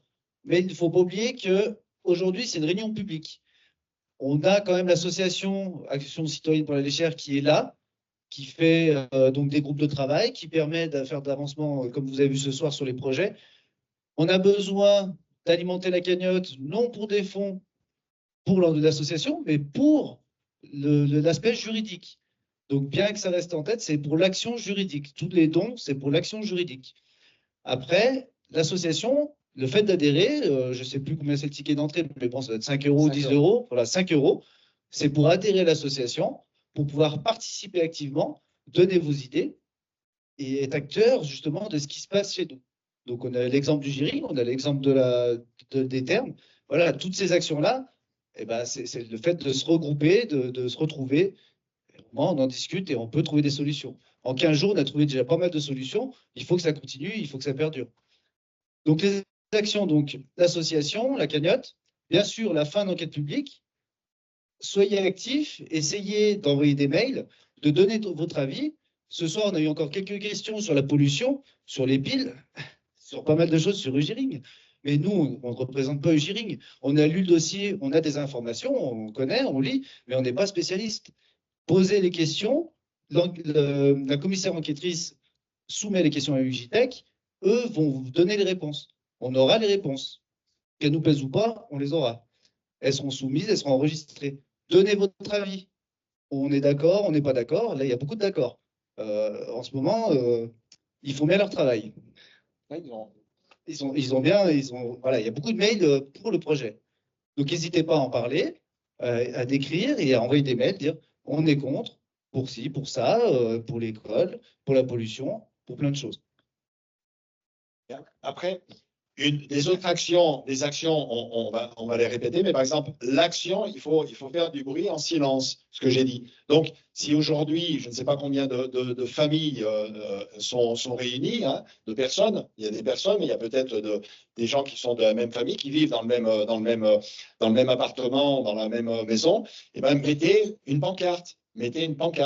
Ça fera du bruit, parce que ça, quand les gens vont passer, et ben ils vont se poser des questions. Le Dauphiné libéré, le Progrès, peut-être vont se poser des questions. Qu'est-ce qui est en train de se passer, hein? Donc, c'est en faisant aussi tout le monde, en participant. Il y a 900, on est 900 sur le groupe WhatsApp. Il y a à peu près 400 avis favorables. Et les 500 autres, ils sont où? À participer. Tous ceux qui ne participent pas, c'est simple, hein. On peut vous le rappeler, on peut vous le donner, l'email. Envoyez un email. On a juste à mettre, par exemple, je suis contre. Je ne veux pas de site Céveso, seuil haut, ou je ne veux pas une usine expérimentale. Le projet a beaucoup de lacunes. C'est simple, on n'a pas besoin de faire autre chose, hein. Il y a des rapports, quand vous lisez les rapports, il y en a certains, c'est vraiment des techniciens, hein. Il y a une commission santé aussi, il y a des médecins qui sont en train de travailler. Les médecins, là, ça m'a fait peur, quoi. Quand ils ont parlé que le taux de cancer est supérieur, etc., dans la région, là, c'est quand même, il y a des points qui sont alarmants déjà, aujourd'hui. Alors, si on en rajoute une couche avec une usine expérimentale, comme l'a dit Denis, c'est qu'on ne sait même pas, ils ne sont même pas capables de déterminer réellement les rejets qu'ils vont avoir. Je veux dire, les maladies. Et puis, si en plus nos aides-soignants ou nos médecins avec une usine Céveso seuil haut ne veulent pas rester, eh ben, c'est la mort d'avaler, quoi. Hein? Alors, on m'a déjà reproché. La maire déléguée de Bussy m'a reproché, m'a dit oui, vous avez des beaux discours, mais vous faites peur aux gens. Vous faites peur aux gens. Et puis en plus, vous étiez grand directeur de Sanofi. Sanofi aussi, ils ont eu des scandales, etc. Mais enfin, je veux dire, qui ne prend pas un médicament aujourd'hui? Heureusement qu'on a des industries aussi qui sont là pour nous aider, quoi. Même s'ils font des mauvaises choses. Ugiring, peut-être pas, mais Ugitech, c'est bien aussi. On a besoin du métal, on a besoin de l'acier inoxydable, etc. Mais après, il y a une façon de le faire. Et en même temps, ce que je lui ai répondu, moi, les usines que j'avais à Madrid, j'en avais 2, vous pouvez regarder, premier prix, on a eu le premier prix de l'environnement. Je me répète, parce qu'il y en a certains, j'avais déjà dit la première fois. On peut bien faire les choses. La région, c'est comme si l'Île-de-France, Ugitech aurait le premier prix de meilleure protection d'environnement. Et on avait 2 usines industrielles et on fabriquait des produits chimiques. Donc, on peut bien faire les choses. Donc, oui, on peut tous participer. D'accord? Je pense que s'il n'y a pas d'autres questions, on finit, on ferme le... Comment? Tous les mails que vous faites sont anonymes, hein. Oui. C'est anonyme, à part les dégourdis qui écrivent avec leur logo Swiss Steel ou Ugitech. Là, ils n'arrivent pas à tout cacher, bien sûr. Mais vous, votre adresse mail perso, vous envoyez, c'est bien anonyme. Donc voilà, répondez, envoyez des mails, dites votre avis, il compte. C'est pas comme les votes où on ne sait pas où ils passent. Là, on sait, c'est noté. Pensez à l'association, il y a un bulletin d'inscription à la sortie. Pensez à la cagnotte qui est pour le juridique, donc pour tout le monde. C'est-à-dire que c'est un projet qui concerne tous les citoyens et ces fonds-là servent à payer les frais d'avocat qui aujourd'hui s'élèvent déjà, donc on l'a dit tout à l'heure, à 2160 €. C'est un début. On attend la fin de l'enquête, on attend la réponse de la commissaire enquêtrice et après, on fera des actions. Pour l'instant, c'est le dialogue, vous avez la parole et après, les actions, on fera en fonction de ce qu'on apprend auprès de la préfecture, bien sûr.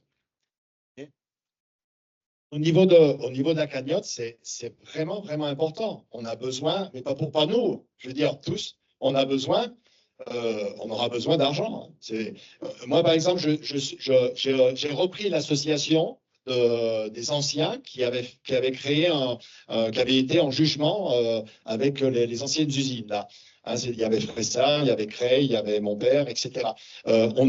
Il reste 3 000 € sur le fonds de cette association. On l'a mis à disposition de l'association. Donc, on aura 3 000 €, peut-être 2 900, parce que j'ai quand même laissé 100 € sur le compte. Mais donc, on aura 2 900 € plus les 1 000 et quelques qu'on a aujourd'hui. Il faudrait qu'on arrive rapidement à 10 000 €. Autrement, on ne va rien pouvoir faire. On a besoin aussi d'argent. Donc, on a besoin de votre argent. C'est dur de le dire comme ça, mais c'est vrai. Et c'est un petit nom. Si aujourd'hui, là, on est la première fois, mais les 500, chacun met 10 €, ça représente quoi, 10 €? Ou 20 €, ça représente quoi? On ne va pas être ni plus pauvre, ni plus riche, même avec 50 €. Ben, 50 € par 100, ça fait combien? C'est 5 000, etc. Si on est 200, ben, ça fait 10 000, etc., etc. Ou alors on met 10 €. Mais je pense que tous, ici, on pourrait mettre un peu d'argent.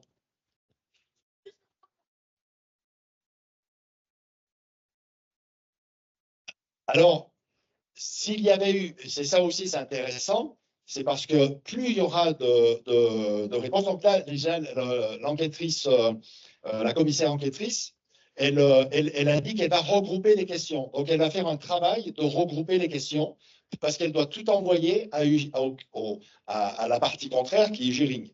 Donc, elle va tout envoyer ça, mais elle commence déjà, il y a tellement de questions qu'elle est en train de faire un travail de regroupement pour ne pas reposer plusieurs fois la même question. Donc, elle aura déjà un travail de préparation qui est assez... elle est vraiment bien. Hein. J'ai une conversation avec elle, une réunion avec elle. Elle est extra, cette dame, hein, une très bonne professionnelle. Et donc, elle va devoir, elle, déjà analyser tout ça et puis après le passer à Ugéring. Elle a déjà passé une grande partie des questions à Ugéring qui a déjà répondu. Ugéring voudrait que ça se passe très, très rapidement. Très, très, très rapidement. Pourquoi? Parce qu'ils sont déjà... le directeur, le président du GITEC, lors d'un communiqué de presse dans la presse spécialisée, a déjà dit que le lancement de l'usine serait prête pour 2024, pour un lancement en 2025, début 2025. Donc, ils vont aller, comme on dit, à toute pastille. Donc, ça les embête aussi, que c'est en train de retarder, sans parler du fait que ça peut annuler le fait qu'ils puissent construire ici, mais ça les embête, parce que c'est en train de retarder leur projet. Hein?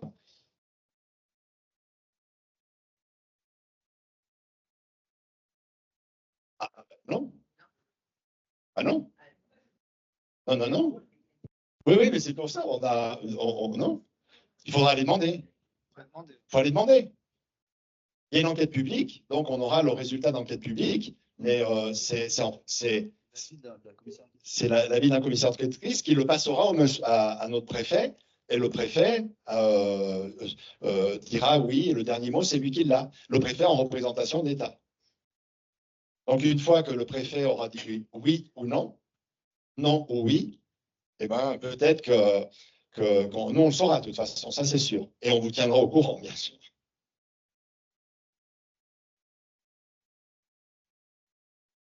Pardon? Non, moi, je suis le diable. Hein, je ne vais pas vous rassurer. Là, ce que je lui ai dit, moi, à cette dame, elle est sympa, en plus, j'en ai parlé après avec ma maman. Elle me dit, oui, je la connais, etc. C'est madame. Hein. Moi, je lui ai dit, non, je vous dis ce qui va arriver, c'est tout, parce que je le vois. Mais je ne suis pas un devin. Hein. Il n'y a pas besoin d'avoir la boule de cristal. Avec un projet comme ça, on sait ce qui va arriver. On va augmenter la pollution dans la région. La dévaluation des terrains, c'est tout ce qu'on vous a dit, c'est ce qui va arriver. On ne veut pas faire peur, nous. Hein. On est seulement en train de vous dire ce qui va arriver, c'est tout. Merci. Merci à tous. Hein. Merci à tous.